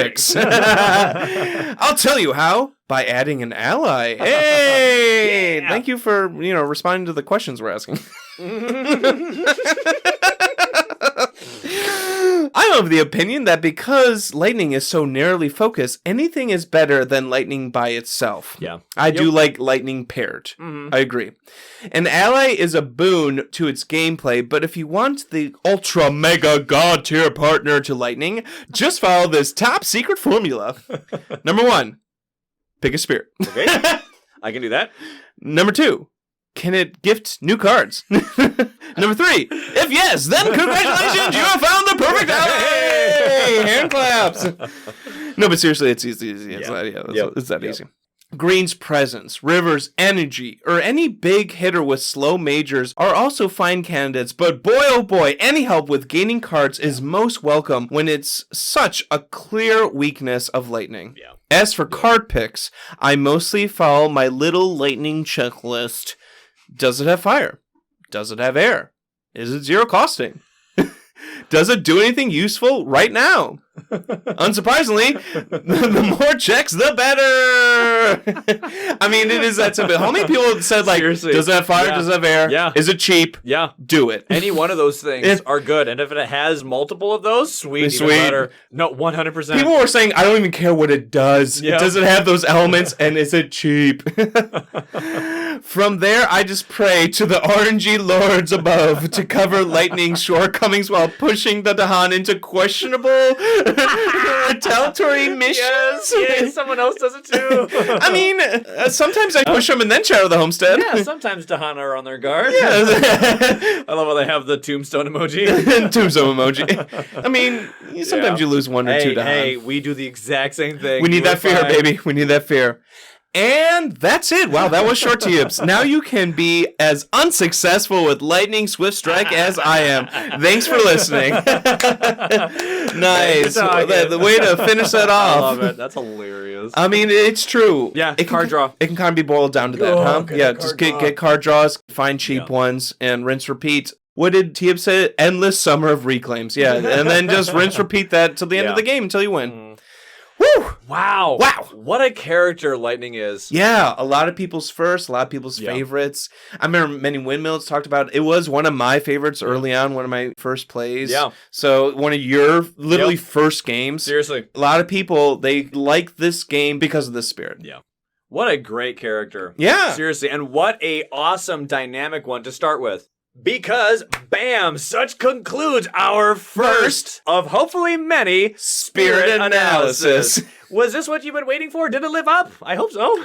Yeah, I mean, this took a lot of work, a lot of behind the scenes. And I really hope that you all can appreciate or at least agree with our own sentiments to make sure that all the thoughts are in one place. I think it's fair. Here's our thoughts, bam, one place. Here's everyone else's thoughts, bam, community one place. Response, here it is. Yep, and just because looking back, when we go look backwards, it's going to just be so much easier, and I think just so much more efficient to have it all in one place instead of dividing it up. I think people can get on board with that. I don't think people are going to mind if it's long. I think for sure, definitely. Do you have any closing thoughts on Lightning? Because we spent a lot of time. We've had plays. You've played immense. I've been playing Lightning on digital. We've been putting in the work behind the scenes, just trying to figure out the spirit. Yeah, looking at Lightning, they may have some clunkiness, but they are worth fighting for. I think so. There's a lot of awesome finagling tricks that you can pull with this spirit. Mm-hmm. And I like the support, what you can do. Yeah. Yes, it's good to get gifted cards, but what Lightning can do with Lightning Spoon or even the wind aspect. Right. So fun. I also really liked that notion of, since they can just simply spam so many miners, you can find just a lot of miners that help people. And because of the fact that you play a lot of cards, you can, in essence, help a lot of people. A lot of the times, every turn. Yeah. And we talked about, maybe they're not a beast spirit, but maybe they become one. Yeah. And maybe they find one. Or maybe they're a defense spirit. Like you're saying, you're finding all these miners. And that's kind of what's fun with Lightning.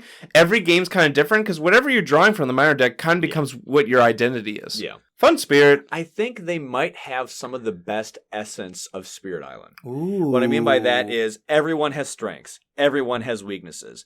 Lightning really has obvious weaknesses. And so when you play with them, you want to pad these weaknesses out and directly help other people, which is exactly what the game's supposed to be, to push you to a higher level of strength, which is powerful and awesome, that can take down someone as strong as even England 6. Oh. And that's the coolest thing. You know what I mean? That's part of the essence, in my opinion. That's what the game's about. Yep.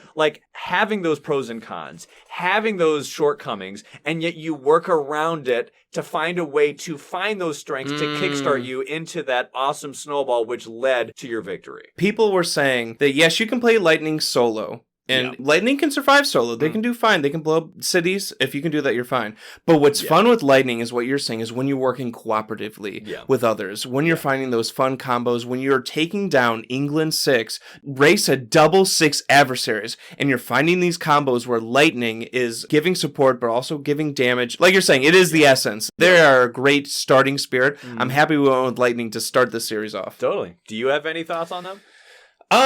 No. No, I mean, people, this is why I love the community response. People are so smart. They come up with these excellent lists and tiers or top cards, top spirits, top strategies, opening plays, builds. People really nailed the spirit. We said our thoughts. I'll just say I do enjoy playing Lightning on a team. Yeah. Yep. I don't enjoy the spirit solo. That's fair. So that is entirely fair. Yet, never underestimate how strong decent fear gain is in solo. That's true, yeah. And even Lightning can get pretty decent fear game in a solo environment. Oh, yeah. And if you can take out cities, you're pretty fine in solo. Yeah. I do think that Thundering Destruction, though, like as far as multiple bad guys in one spot, may be better in multiplayer. Yeah. Just because there's more options. There's more lands. effects and more chances for more bad guys to populate. Yeah, agree. But whatever, that's just my opinion. I agree with you. And with that, we shall bring this one to a close. Whew. That was awesome. There's one in the books. With many more to go. How many expansions are coming? One down. Question mark to go.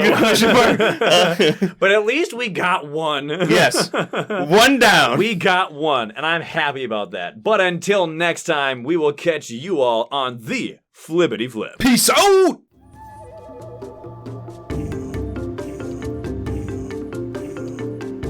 We appreciate that you took the time to listen to this episode of the Kindred Spirit Podcast. Feel free to interact with us on our socials. You can catch us on our Facebook or Instagram, as well as Board Game Geek, Reddit, and Discord. Consider supporting us on Patreon, where you'll get access to episodes early as well as our private Discord. Links to all of those will be in the description of this episode. Have a great one, and may the elements be ever in your favor.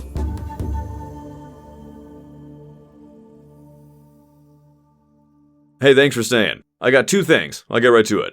There's something kind of important that we want to mention today. It's not something that you didn't see coming, but perhaps this news may come sooner than you might have thought. Or maybe not. I don't know. I'm here to announce that Season 2 will be winding down over the next 1 to 2 months. We felt like it was a good idea to let people know ahead of time that production will be coasting to a stop rather than just suddenly stopping and telling you, okay, that was fun, bye! The plan is to finish out the season with a series of Brandenburg Prussia Takedown, and then closing with Guard the Isle's Heart analysis. We're getting to the point in the year where we will be involved in many shows, choirs, and frankly a plethora of other things, among whom is some good old-fashioned break time. After all, producing this podcast is a very large time commitment, and we've been working on Season 2 since late December, early January. The production goal of the KSP will be to continue to produce spirit and scenario analyses over the course of as many seasons for as long as it takes, for as long as we are able. So Season 3 would start very much like Season 2 did, probably sometime in the early months of 2023, and go to about the mid to late summer. We'll pick up precisely where we leave off, and continue the analysis of spirits and scenarios while also throwing in some one-shot episodes here and there. We do have plans to release several episodes during the off-season. I won't give away all that we intend to do, but we'll definitely do something for the release of Horizons when it actually comes out. Also, we'll release a gag reel for this season just as we did for Season 1. At the moment, let me go check that really quick. It is currently sitting at 3 hours and 21 minutes. So I'm very curious to see what that time will come out to when I'm done sifting through the content that I'm actually comfortable with letting you hear. We've had so much fun with Season 2, and we sincerely hope that you all have as well. Season 2 was definitely a season of experimentation and trying new things, and it's been one wild ride. And it's not over yet, there's still more to get to. Before I go, I just want to say that the next episode is the battle report of Laura's team against Brandenburg Prussia. I'm making good progress on it, and it looks like it's going to come out to a little over an hour. Pretty sure I'll have it ready to go next week. Just for fun, we wanted to hear your thoughts and predictions, if you have any, on whose team you think will perform the best and get the highest score. This is totally optional, but we're just curious. We put a survey up on Board Game Geek and on Reddit if you want to contribute. I'll put a link to each of those in the description of this episode. Alrighty, that's all from me. Have a great one, everybody. And until next time, stay safe, stay healthy, and stay awesome. I'm Editing Ryan, and I'll catch you all in the next one.